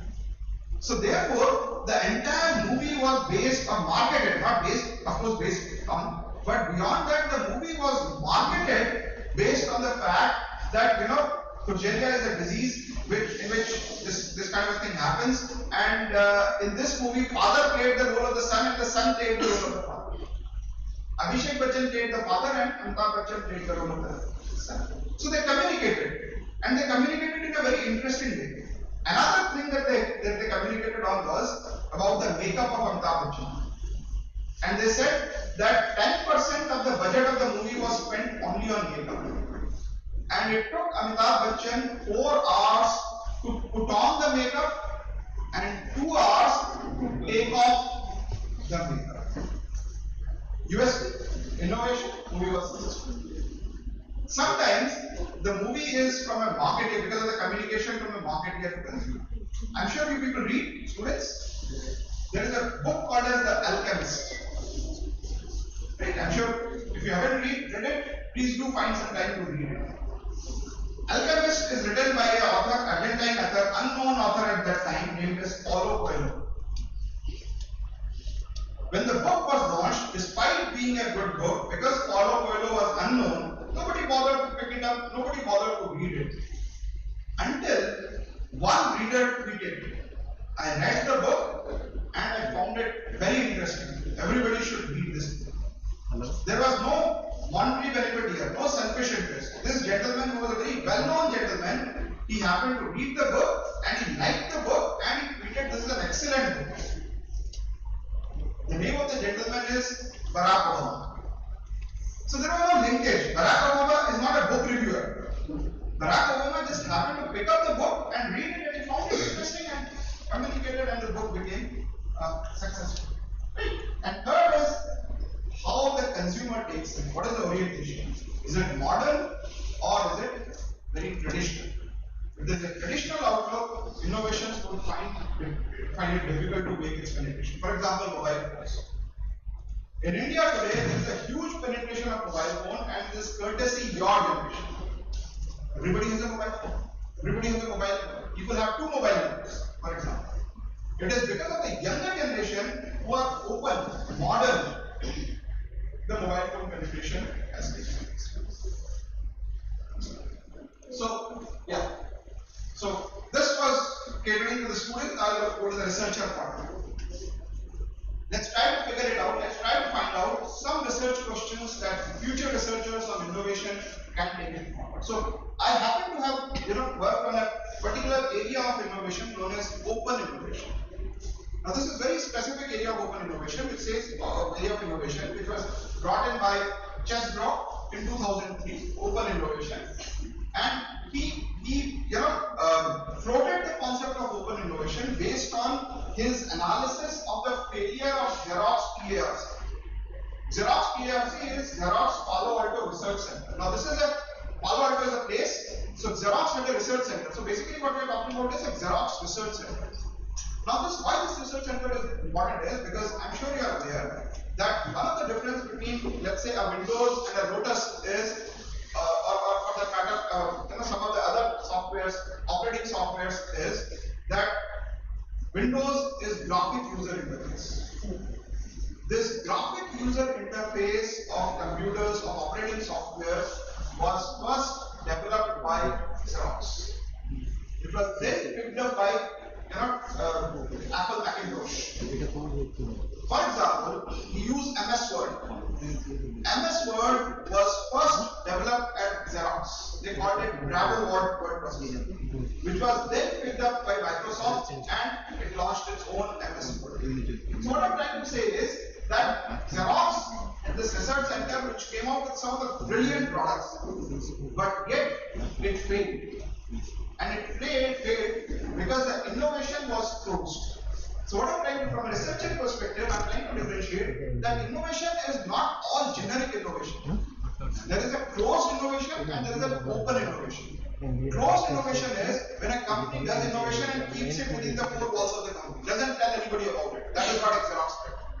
Open innovation is when there is an inflow and outflow of information. Whatever Xerox developed, let it go out. Whatever universities develop or other institutions develop, let it come in. For example, a classic case of open innovation is the way this COVID vaccine was developed in India. Right? There is Serum Institute of India, there is Bharat Biotech, which collaborated with government institutions. So innovation flew from both sides, and that is the reason we could come out with such a large number of COVID vaccines. So I carried out this research specifically in open innovation, and my objective here is to tell you about what are the possible research directions in innovation. Why did I take up this research? Because this is an SLR, right? Systematic literature review, and till now there has been no systematic literature review on open innovation research, particularly from a marketing perspective. So that is why I did this study. And no study till now has gone into the text content of the open innovation research and tried to find out what are the underlying themes. So these two research gaps propelled me towards this study. So my objective was to generate a comprehensive illustration of extant research and open innovation in the context of marketing. So I went into last 15 years of open innovation research between 2009 to 2014. Whatever research and open innovation has taken place, I have gone into that and tried to find out what are the underlying themes of those research. So I used SLR using, I mean students of course are not familiar with it, researchers must be familiar with it. I used SLR using Prisma protocol, and I followed it up with topic modeling using latent dirichlet elongation or LDA. There are two unique contributions of the study. First is it collates the knowledge in the field of open innovation in the context of marketing. And second contribution is it leverages topic modeling for reviewing experiments. So not much of it. A lot of SLR, a lot of reviews have taken, but for example, bibliographic review has taken. But topic modeling has not been done on this area, particularly open innovation research. That is the so what is open innovation? Open innovation is a distributed innovation process based on purposefully managed knowledge flow across organizational boundaries. So as I said, as the name itself indicates, there is closed innovation, which is within the four walls of the organization, and there is open innovation, where innovation is allowed to flow from within the organization to outside the organization and vice versa. That is what is called as open innovation. Whereas this application, that is what was being communicated, for example, in the opening session, in the inaugural session. Whereas applications in terms of sustainable environment, green technology, circular economy, climate applications, and natural resource resilience, for example. Those are the areas, when we talk about innovation and sustainability, those are the areas that we need to work on. And open innovation is connected to those areas, those emerging areas of sustainability. So what did I do? I ran an analysis. This is basically a text analytics paper. I ran a text analysis of last 15 years of open innovation research, comprising of somewhere close to 174 papers were there. I converted the 174, I took the abstracts only, and I took the text of those abstracts and I analyzed the text. So there is something called as structured data, there is something called as unstructured data. This paper is based on unstructured data called as text data. This is a simple word cloud. The word cloud was done to suggest as to whether the sample is representative of the population or not. The words which are most often repeated are of the highest size. So when I ran this text cloud, word cloud, you see the biggest words are innovation, open innovation, product, service, business, value. So it says technology. So it suggests that whatever papers I selected for analysis is actually a representative of the population of research on open innovation. This is the timeline of the research papers. You see, there has been a growing interest, and that is why I said the conference theme is very, very relevant. Right? You see the jump in 2004 in terms of number of papers. 2021, 13, 21, 29. Purely on open innovation from the context of marketing. So this is an area which is catching up, and that is why the conference has been organized at just the right time and on just the right topic. So that is why my kudos to the organization, GIET, and the conveners, organizers for this conference on such a relevant topic. This is the output. So when I ran this analysis, let me take you to this one first. When I ran this analysis, I found out that there are two underlying themes, there are two underlying topics here. Of last 15 years of market research on open innovation, there are two themes. If you see, one theme is here and the second theme is here. And the most relevant, let me just read it out, it will not be visible to you. The most relevant terms that have been used or studied are social, capability, digital, strategy, performance, network, review, effect, so it talks about strategy. These are the words which are there in the topics and which are most commonly used. 30 most salient terms. As I said, this is all text analytics. So if you see, the most important words include social, capability, digital, strategy. Based on that, two topics were extracted. The first topic, the most relevant terms are capability, strategy, performance. So basically it talks about the fact that open innovation takes place, or open innovation research has gone into identifying what capabilities and strategies lead to performance and product development and process development. This is one set of study. Another set of study, if you see, social, digital, network and analysis, which talks about digital and social innovation. So first topic, it talks about strategic innovation management. Because for strategic innovation management, or bringing in strategy into the innovation management or open innovation, you need to have the capability and the performance analysis to come out with a product or the appropriate process. The second one is called digital and social innovation ecosystem. Because no matter what you do, unless there is the right ecosystem, so therefore most of the research has been carried out on the ecosystem comprising of social and digital network and analysis and governance. So my understanding or my study, these are the representative topics. When you run a topic modeling, for first topic, these are the representative studies. For second topic, these are the representative studies. So my understanding is that last 15 years, if you go to the research on open innovation, specifically in the context of marketing, there are two broad aspects research has been done. One is strategic innovation management, and second one is digital and social innovation ecosystems. And that is where the research directions are there. For example, strategic innovation, what it says is that open innovation has to, harness the strategy. Co-creation has to be there. Collaboration has to be there. But a strategic perspective has to be there so that whatever open innovation is being carried out, it is in alignment with business goals, resource allocation, risk mitigation, and or towards sustainable competitive advantage. Second is digital and social innovation ecosystem. So open innovation at scale and speed needs to be developed, and for that the ecosystem needs to be created, and the researchers can further delve into these aspects of the ecosystem: access to managerial resources, collaborative digital product platforms, crowdsourcing, a very important prospect, and agile development processes. I'm sure these are the terminologies all the researchers and scholars would have come across often. So my perspective, yes. These are the possible research directions in which you can take it forward in terms of innovation. If you want to do research on innovation, these are the possible areas you can take it forward. The paper has been accepted and is about to be published in the process. So once it is published, I'll share it with you. You can share with the delegates. Great.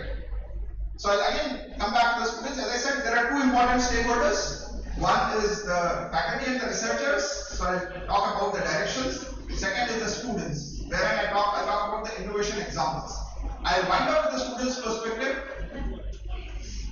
I'm sure everybody here would have heard of CCD. Or you would have had your coffee at CCD. CCD is one organization which has been highly innovative. And hats off to the gentleman who started CCD, Siddharth. Unfortunately, he passed away. But the innovation is in terms of the fact that he built CCD, he created the brand CCD without using mass media. And that is the best part of it. His entire focus was on experiential marketing. You give the right kind of the experience to the customer, particularly in the initial years. You give the right kind of the experience to the customer is going to go and tell 5 people about it. What is known as word of mouth. So the entire brand CCD was built on two things: customer experience and innovation, and word of mouth. And why I say CCD is very innovative is because it is easier to build a brand when you have money in your pocket, when you can spend money on advertisements. He built a brand without spending money on advertisements. That is the most interesting part, and that is what makes CCD such an innovation. So I'm sure when you go and have your coffee at CCD next time, please think about it. Why do CCD has walls made of glass and not concrete? I'll leave you with that question. Thank you so much for your attention and the opportunity to interact. If there are any questions, I'll be happy to answer.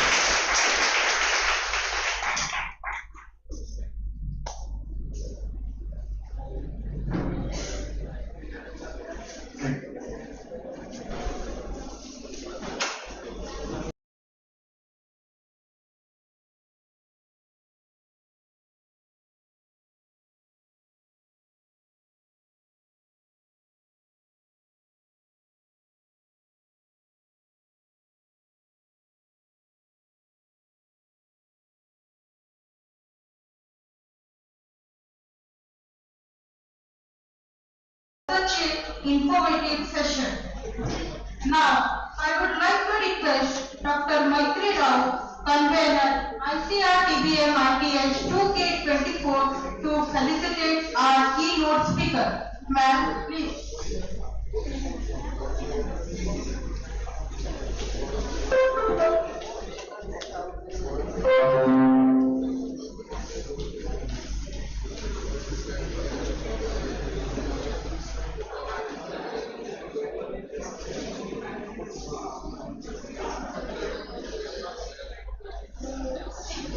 Okay, good morning once again. Good morning once again. I'm back. And I would like to share my thoughts on development strengths in business management, innovation, technology, and sustainability. We realize that in these recent times, there has been a systemic shift in business operations over the last few decades, and we can see that. Can we hear me, please?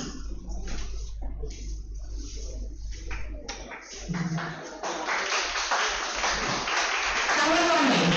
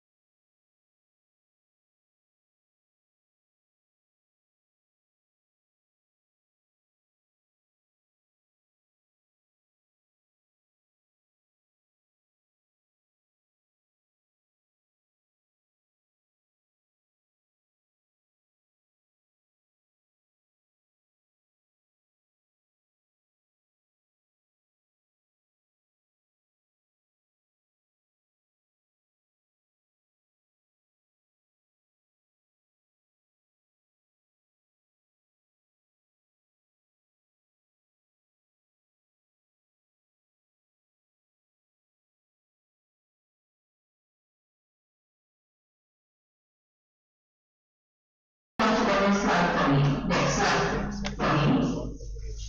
Because you'll be directing it, so can we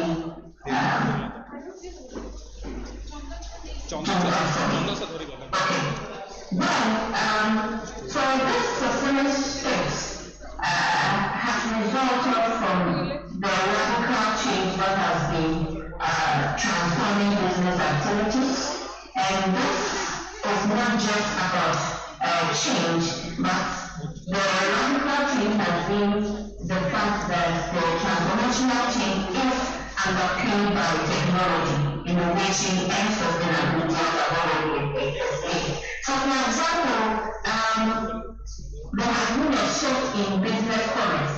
Buying and selling, you do not need a physical shop, you design a product or you provide your services. All you need is a business name, a presence in the virtual space, and the business can easily supply goods and then provide services without a physical shop. So this has changed how businesses are run because of innovation, because of the systemic radical change. It has changed the purpose of business. How businesses are run. You only need a business name, an identity, and an idea that will help you solve a problem. And this is all about ideas. All that you need is an idea, and this idea will fit into innovation. So if you have an idea, it will fit into innovation. With your process online, you can easily reach the entire world. So the innovation is not an idea.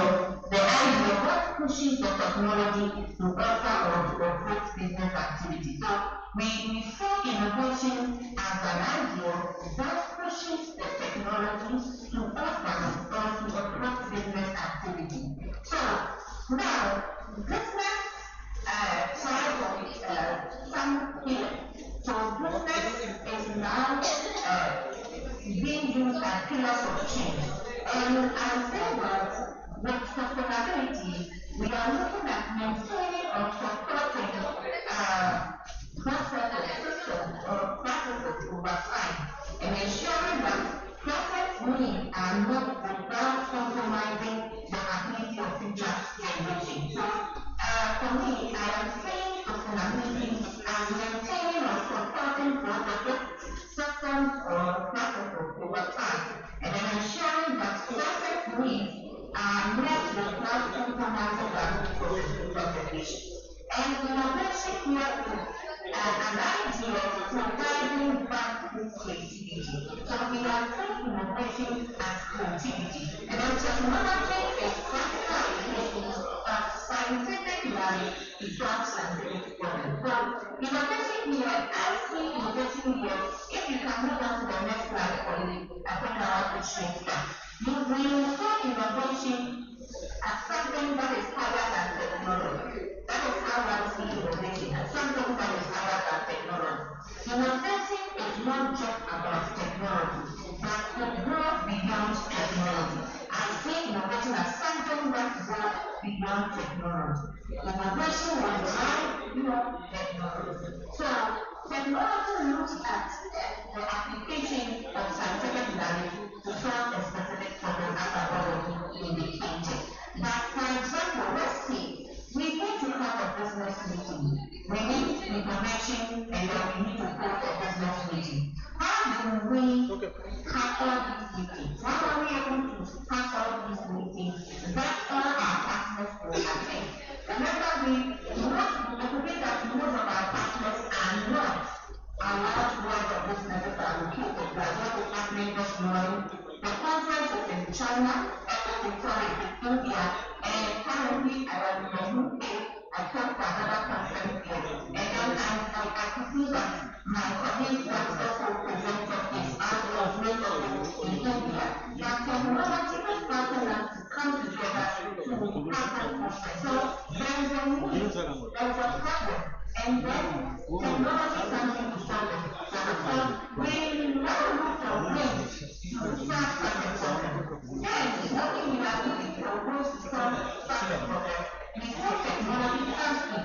Technology then comes in to solve such a problem that makes it possible to solve meetings. So, in that way, we can say that technology solves specific problems. So, whatever business activities and organizations in that form, but it must ensure that it creates future benefits. So whatever business activity that the organization is looking out for, making sure that whatever it is, the business must ensure that it's on something that creates future benefits. So innovation will grow. So it is no wonder that countries are now ensuring environmental family-friendly materials that can quickly be recycled so that we do not destroy the ecosystem, the environment, and the social problem. So now, businesses must ensure that such systems are well developed and they are not destroyed.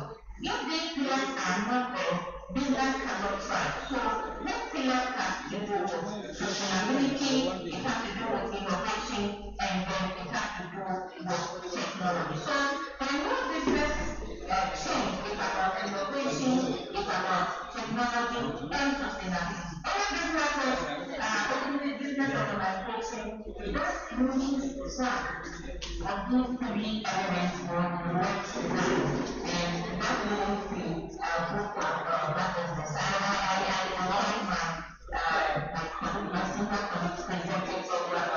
He said that companies become successful by adopting innovation, and one side become successful by adopting innovation. And I share in that. But for business to thrive, the three pillars, innovation, technology, and sustainability, should be the purpose. So now let's look at the role of technology in business. The role of technology in business. So technology as a driver of efficiency and automation. We can also see that as examples like AI, cloud computing, the Internet of Things, and then we can see that businesses are using technology to create new products and services, and the integration of data and digital platforms. So let's look at it. Let's delve into just the technology as a driver of efficiency. So we can see that to all these technologies that we are bringing on board, all the technology as a driver of efficiency, automation is about efficiency. Technology is about efficiency. How fast can we get business activities done within the shortest possible time? For example, the use of AI. So we can see that all these technologies are interacting with the environment and looking like influence for us. Technologies that we are using now, they are interacting with the environment and looking like influence for us. So we are treating our customers as something. Whatever technology that we are using, it's something that the business has to demand, that is something that will be geared towards customers as something. So we can say that technology provides innovations, making us understand our consumers, and then customers as well across the international market. And then so we will get to know people's exact education, their interest in the by so doing, businesses can tailor their products to meet those desires rather than mass production. So based on and then ask your consumers to tell you whatever they want. And that can be so it was a matter of producing in the olden days or in the days of industrial revolution. We saw that the businesses were into production of animation because there were wars with other people were fighting, so the technology was geared towards the production of animation and other things. But the interest of technology at this time was just for production of sophisticated machinery from war and other things. But you can see that now, I'm not done, can you go back? But now we are within the marketing dispensation where the consumers or the customers is at the heart of all marketing or business activities. And then we can say that technology helps to understand who our customers are. Technology has taught us to understand, we are still talking about the role of technology. It has helped us to understand who our customers are. So for example, let's have this example. Technology can be used to create customer satisfaction as a whole of and it will help you to know your customers better. Therefore, products can get towards that. So technology is also used to gather enough data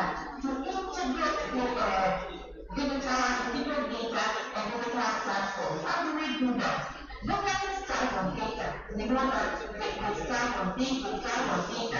What must be produced, you can use data for that.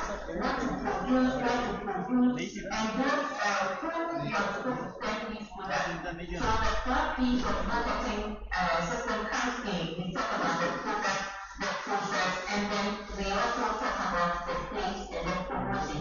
So for example, you will propose and display it on internet, and within a twinkle of an eye, everything is all over the world. People can see what is happening. Now, we want to look at technology as a necessity. Technology as a necessity. So, innovation as a necessity. So we have seen the role of technology, because technology exposes you to the entire world. Technology helps you to gather data and then make decisions. Technology helps you to also satisfy your customers. Now, let's look at innovation as a necessity. In a program of technology, let's look at what innovation is. So we can say that innovation is about creating value through new ideas. We create value through new ideas, methods, or products. And then there is also a disruption of traditional businesses model, adaptation to fast-changing customer consumer needs and marketing trends, and then collaboration and experimentation. So how does innovation help in creativity? So creating new value, innovation helps in creating new value. So creativity brings about technology. Creativity brings about technology. Who thought that we could have the internet to reach the entire world? You are in India, I am here, and we are using the internet to connect. And then I am there, and I am presenting at home, I am there. I am seeing you, I'm seeing all the activities, the number activities that were going on. As soon as I am there, you can see that when it comes to creativity, it is somebody's creative mind that has brought about the internet. Creative minds bring about certain technology that we are all enjoying. So innovation is about creativity. But business can also perform creativity. So now, new ideas must come to improve business processes. While these ideas are there to improve business processes, they will drive the technology that will help improve those processes. So that is why innovation is higher than technology. I keep on saying that to me, I see innovation being higher than technology. Because the idea, the innovative idea will come, it will cause people to think, and then how we are going to do it, technology comes into contact. So innovation is technology, but it does involve technology, because any technological product that is developed is an innovation. Any technological product that is developed is an innovation. It is not just based on the typical thing we see. So whatever technological product that we have is not just based on the typical thing that we see, but in addition, that creativity, that creative mind that is behind that kind of technology is the innovation. So that creative mind, that idea, that's what about technology in providing value to customers or business is what we are looking at as innovation. Because innovation, without innovation, there is no drive for technological development. And for example, so let's start with an example. Someone they told me how to do ABCD, and we have to do this for our customers, and the customers are going to be happy. The question now is, how do we do that for the customers to be happy? That is what brings about technology. So the how what we are going to do will also bring about technology that will help us to be able to make our customers happy. So first of all, what we want to achieve, then that is the innovation. What do we want to achieve? That is the innovation. How do we want to do that? That is what technology comes in. So you can say that organizations that are not innovative in bringing in new ideas and thinking of new how to create value will then lag behind. So they go out of business. because you are not embracing innovation, you are not bringing creativity. It means that you are not thinking critically, you are not being creative. You will go out of business. So for example, let's look at the Uber services. Uber services and the Netflix and other things that are coming. It was somebody's creative idea. Somebody thought that, oh, okay, so people have been traveling and they have to now move from their home, go to a place, wait for the train, wait for the bus, wait for a taxi. Why can't they sit at the comfort of their home? Then, immediately the person thought of solving this problem, giving people comfort by providing Uber services. Then, technology came in to provide the app so that you can sit at the comfort of your home. You just tell us where you are going, and Google will, and then the Uber services you are on, a taxi will come, you tap in, and then you are good to go. So that is where the disruption of the traditional business model, because there was a traditional business model. Technology, innovation has come to extract that kind of traditional business model. And then we can talk about adaptation. Adaptation comes in here. How does that come in? So all we see in terms of innovation and technology is geared towards customer satisfaction. So consumers have some complex. Now they have become complex. Consumers have become complex and want value for every dollar that they have spent. And because of that value, innovation must create that kind of value for them in the fast-changing environment. So we need the businesses are now adapting to the desires of customers. So whatever it is, so they need to be innovative so that they will be able to satisfy the customers. And now we can say that this can be done by very well through collaboration and experimentation. Businesses have to come together, they have to collaborate with other people, they have to collaborate with other industries to be able to come together and then work on that. And now there is this grand marriage between innovation and technology. So for this, that is the grand marriage between technology and innovation. Once you see technology, then innovation is inevitable. And there is technology, innovation is inevitable. So for your marriage, you tend to manage businesses and also address global challenges. We cannot manage businesses very well or address global challenges when we do not look at each of the global marriage. So we should not that we can't do anything, we can't try forward when we don't bring in innovation and technology.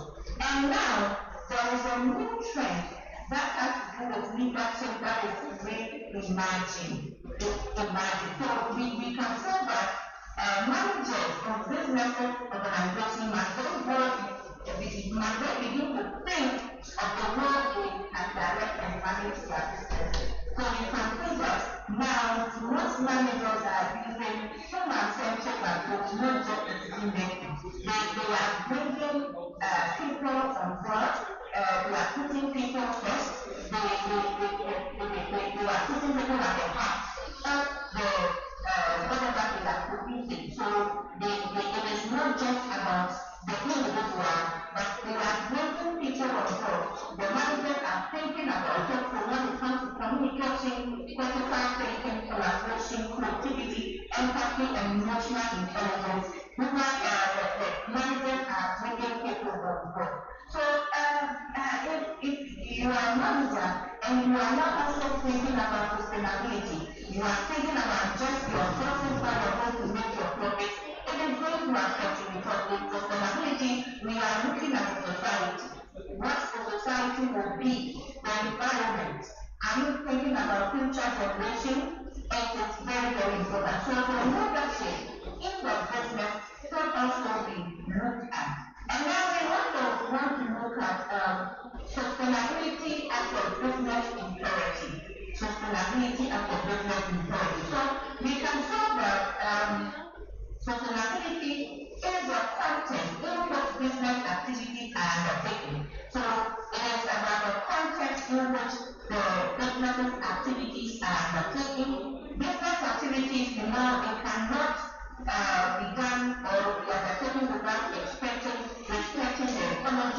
We cannot undertake businesses without respecting the economy and the society. So the context in which businesses are executed define how businesses must be done. So it's not about business doing things anyhow, destroying the environment, not caring for the environment, not caring for human survival, only making profit. That shouldn't be the case. They can no longer think about their profits. Businesses can no longer think about their profits, which was their initial business model. But they are thinking about the survival of people. They are thinking about sustainability. And so this initial business model was profitability. As we know, it was about profitability. So businesses' mind was to make profit. They will go ahead if they have to destroy the environment to make a profit. But now, things have changed. It's not only about profit. Business must marry profitability and sustain the environment. So in as much as you are looking at profitability, you are also looking at ways of sustaining the environment. And that's all for creativity that has become the focus. So if you want to still be in business, you want to create, you want to make profit, you are looking at the fact that you don't have to forget about the sustainability. That creating a conducive environment, operating in a conducive environment, ensuring that the ecology, ensuring that the people and the environment is clean for you to do that business. And that will bring about creativity if you want to go into that. And we know that creativity will bear technology. So now, there are emerging laws that will restrict organizations that pollute the environment. So if businesses are not concerned with that, it can destroy their projects rather than promote their image. So the concept of people, the concept of business, we need to ensure that we look into how we are able to sustain the environment. Then with the sustainability and quality, we are saying that sustainability, we know that sustainability is essential for long-term business success. So for the business to be in the for the foreseeable future, as we know in accounting when we are preparing accounting information in the financial history, we are expecting that the business will be in the operating in the foreseeable future. So for it to be in operation in the foreseeable future, we are expecting that sustainability is essential for long term. And then how do we mean that sustainability is essential for long term? We are saying that the business is based on the triple bottom line. And what is the triple bottom line? It's about people, it's about profit, and it's about profit. So every business must address these three triple bottom line. Respect people, you have to value people, value the survival of people, protect the environment so that the future generation will also benefit from the environment. And then the business must also make a profit to drive the activity. So in as much as you are protecting the people, you are also ensuring that the economy, your taxes, you are paying all your taxes and other things. You also have to look at the profit aspect of whatever you are doing. So we know there is a growing demand for customers, consumers, and regulators for responsible business practices. Some laws regulate responsible business practices. And we are saying that business that do not pay attention to regulations might have a lot of lawsuits, which is happening now in most countries. So businesses are now adopting renewable energy. They are adopting renewable energy, waste reduction, circular economic model. So we can say that businesses are growing, there is a growing demand for consumers and regulators for responsible business practices. So how do we do that? And we can say that the circular economy model, most businesses are adopting the circular economy model. And with the circular economy model, the way they are looking at it is the production and quantification model that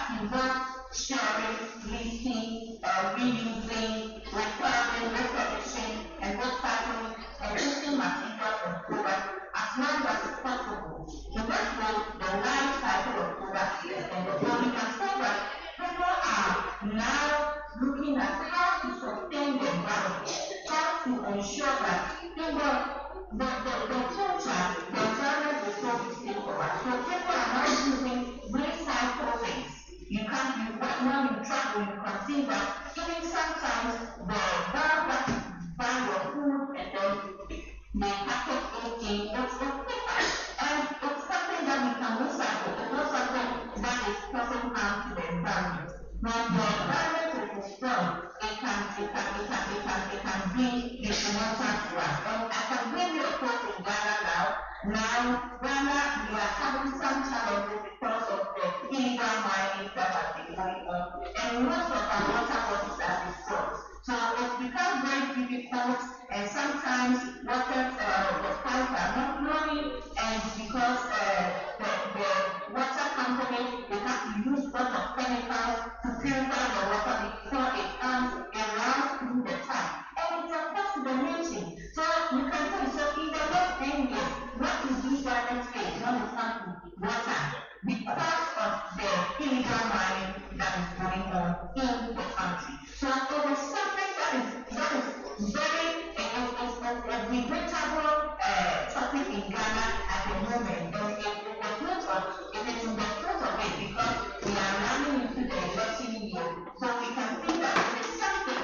And sustainability, what do we do to the future generation? What are we doing to the future generation?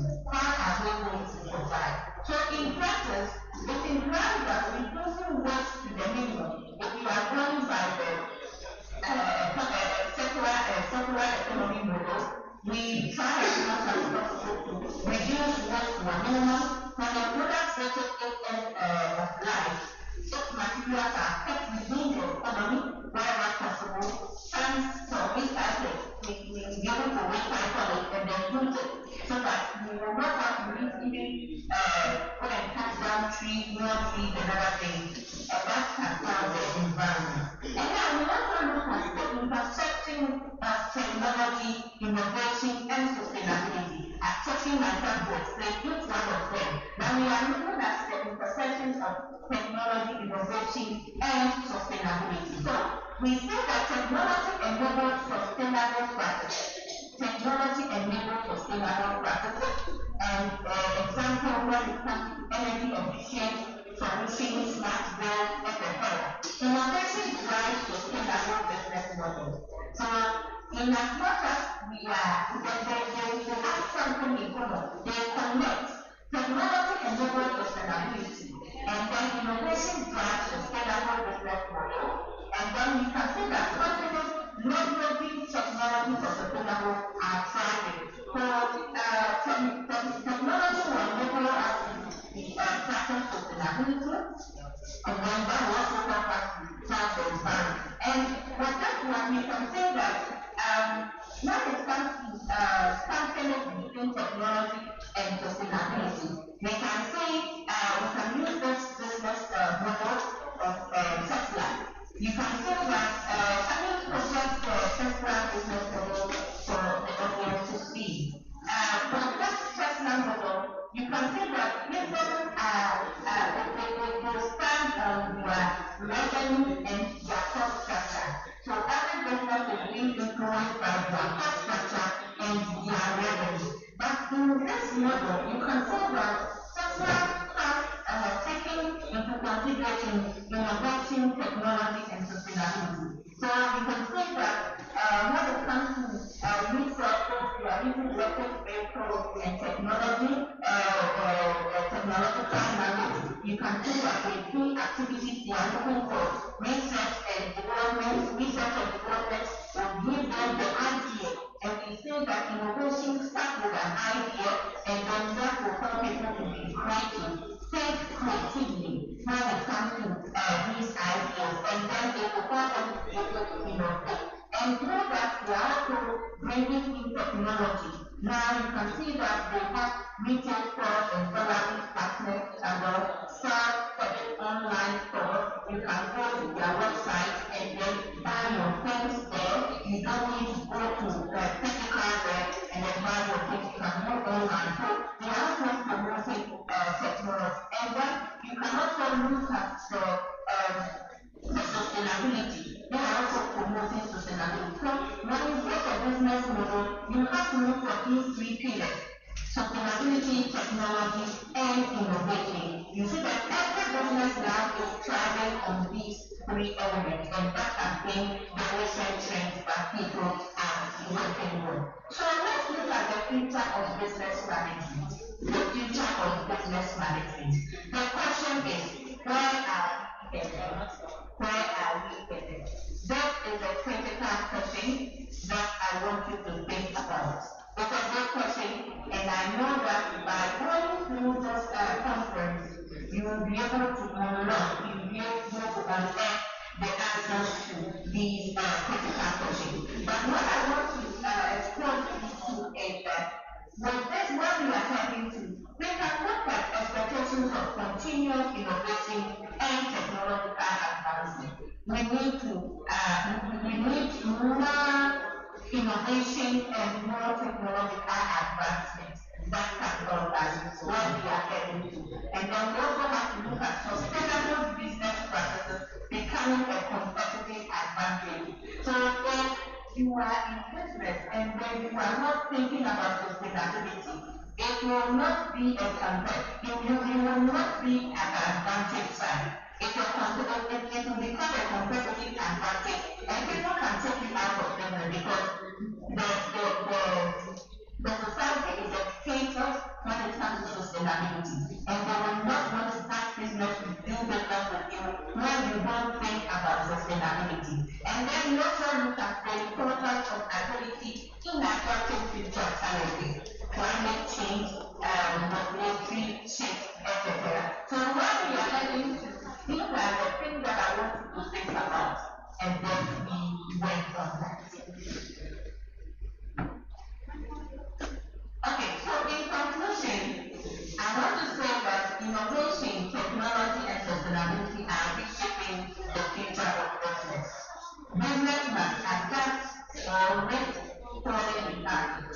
If you don't look at sustainability, if you don't look at innovation, if you don't look at technology, you will fall behind and you will be out of business.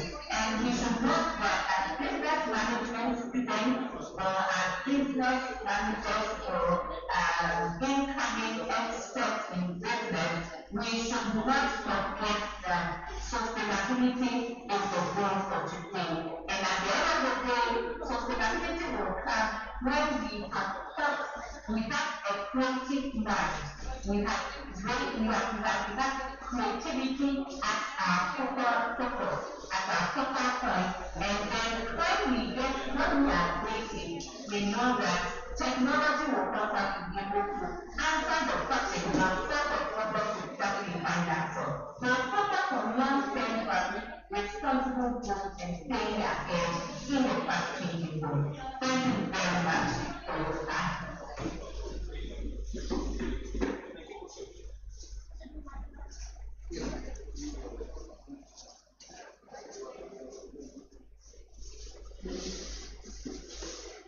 Thank you.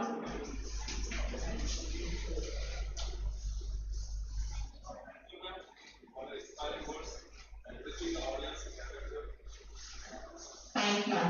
During recess time, was highly solicited in this international conference.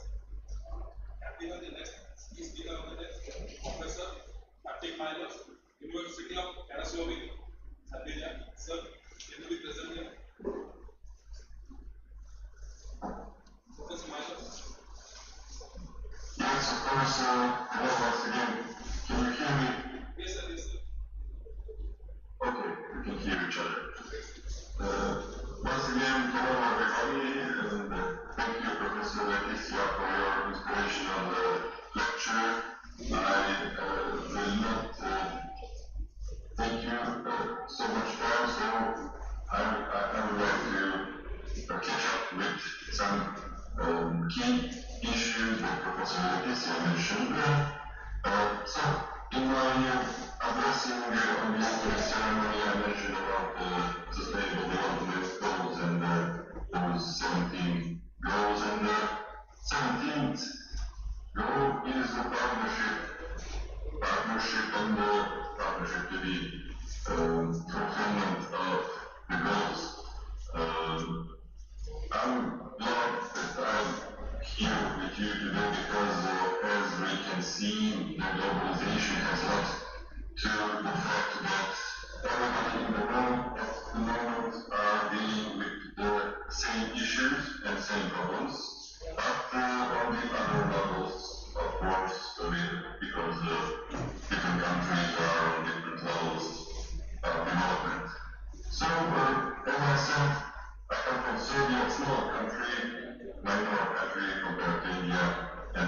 also some African countries. I've been to Central Africa, somewhere in Angola, in Angola. Their main capital city, Luanda, has more inhabitants than my whole country. But Professor Leticia also mentioned something about Tesla and that concept. And I must say that Nikola Tesla is a scientist, is a Soviet scientist, Orthodox Christian, who, as you can as you all know, had his career in America and USA. So,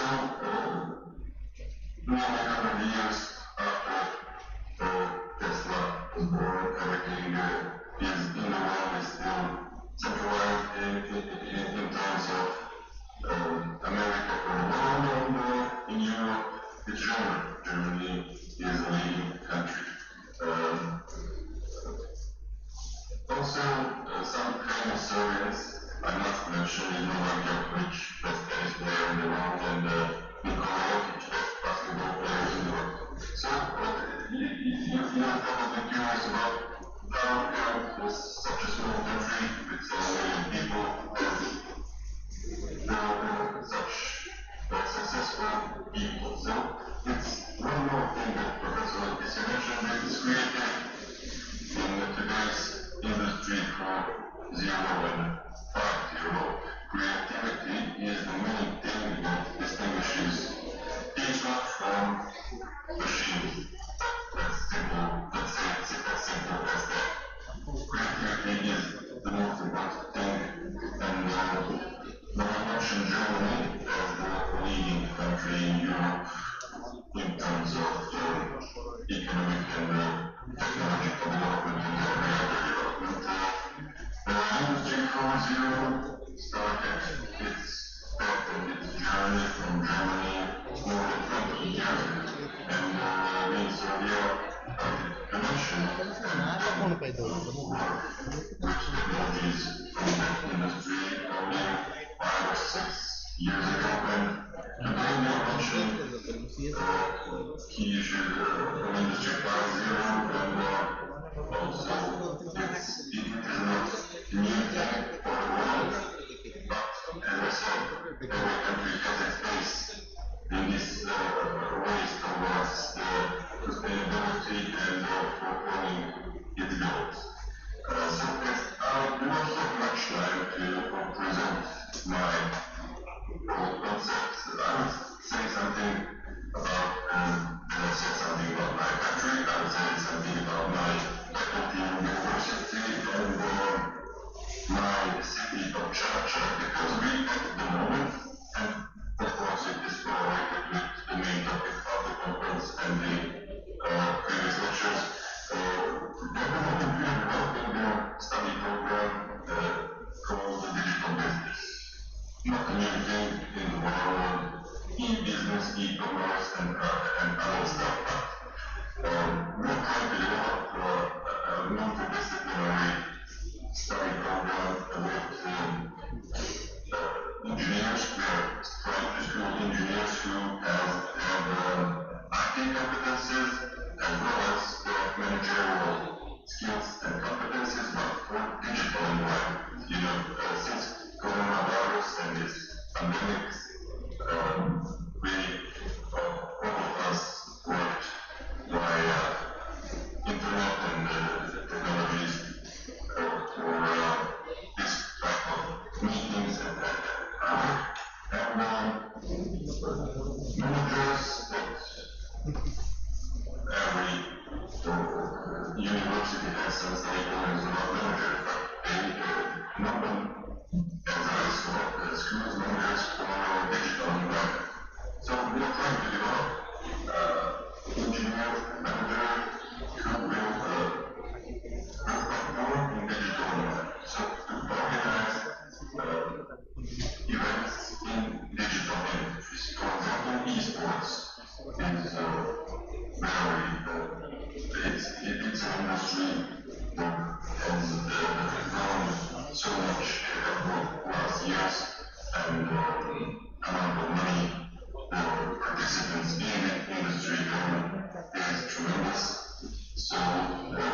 tournaments.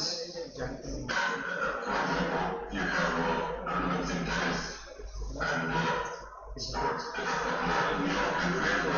The tournaments in esports and gaming, which have much experience in these types of events, and now we're trying to, because industry is obviously going in that direction, and it hasn't.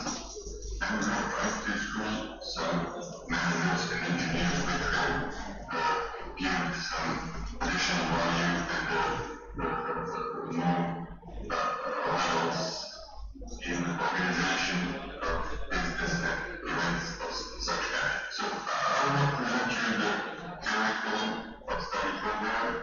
You don't need, but it will be present on the internet in a couple of months. But one of the subjects we are developing is fintech. I think you probably heard of fintech, and my vision for the future is to develop a study program called fintech. So it's a combination of finance and technology, financial technology, with all these technologies present in industry 4.0 and 5 to grow. So cryptocurrency, blockchain, and other stuff. We will try to present it and teach our students to be able to do business in this new environment. So definitely time passes more quickly, much many events and stuff is occurring in much less time. So we all need to work more and work faster, and I will conclude my addressing in this lecture with those words. Thank you for your attention.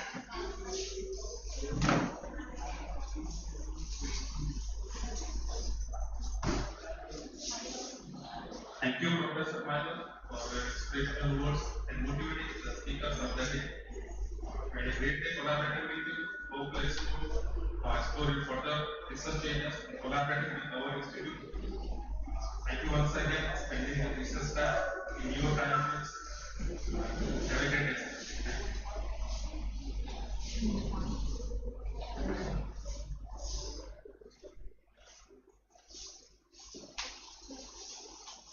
You may learn snow culture in the first year and every second year, right?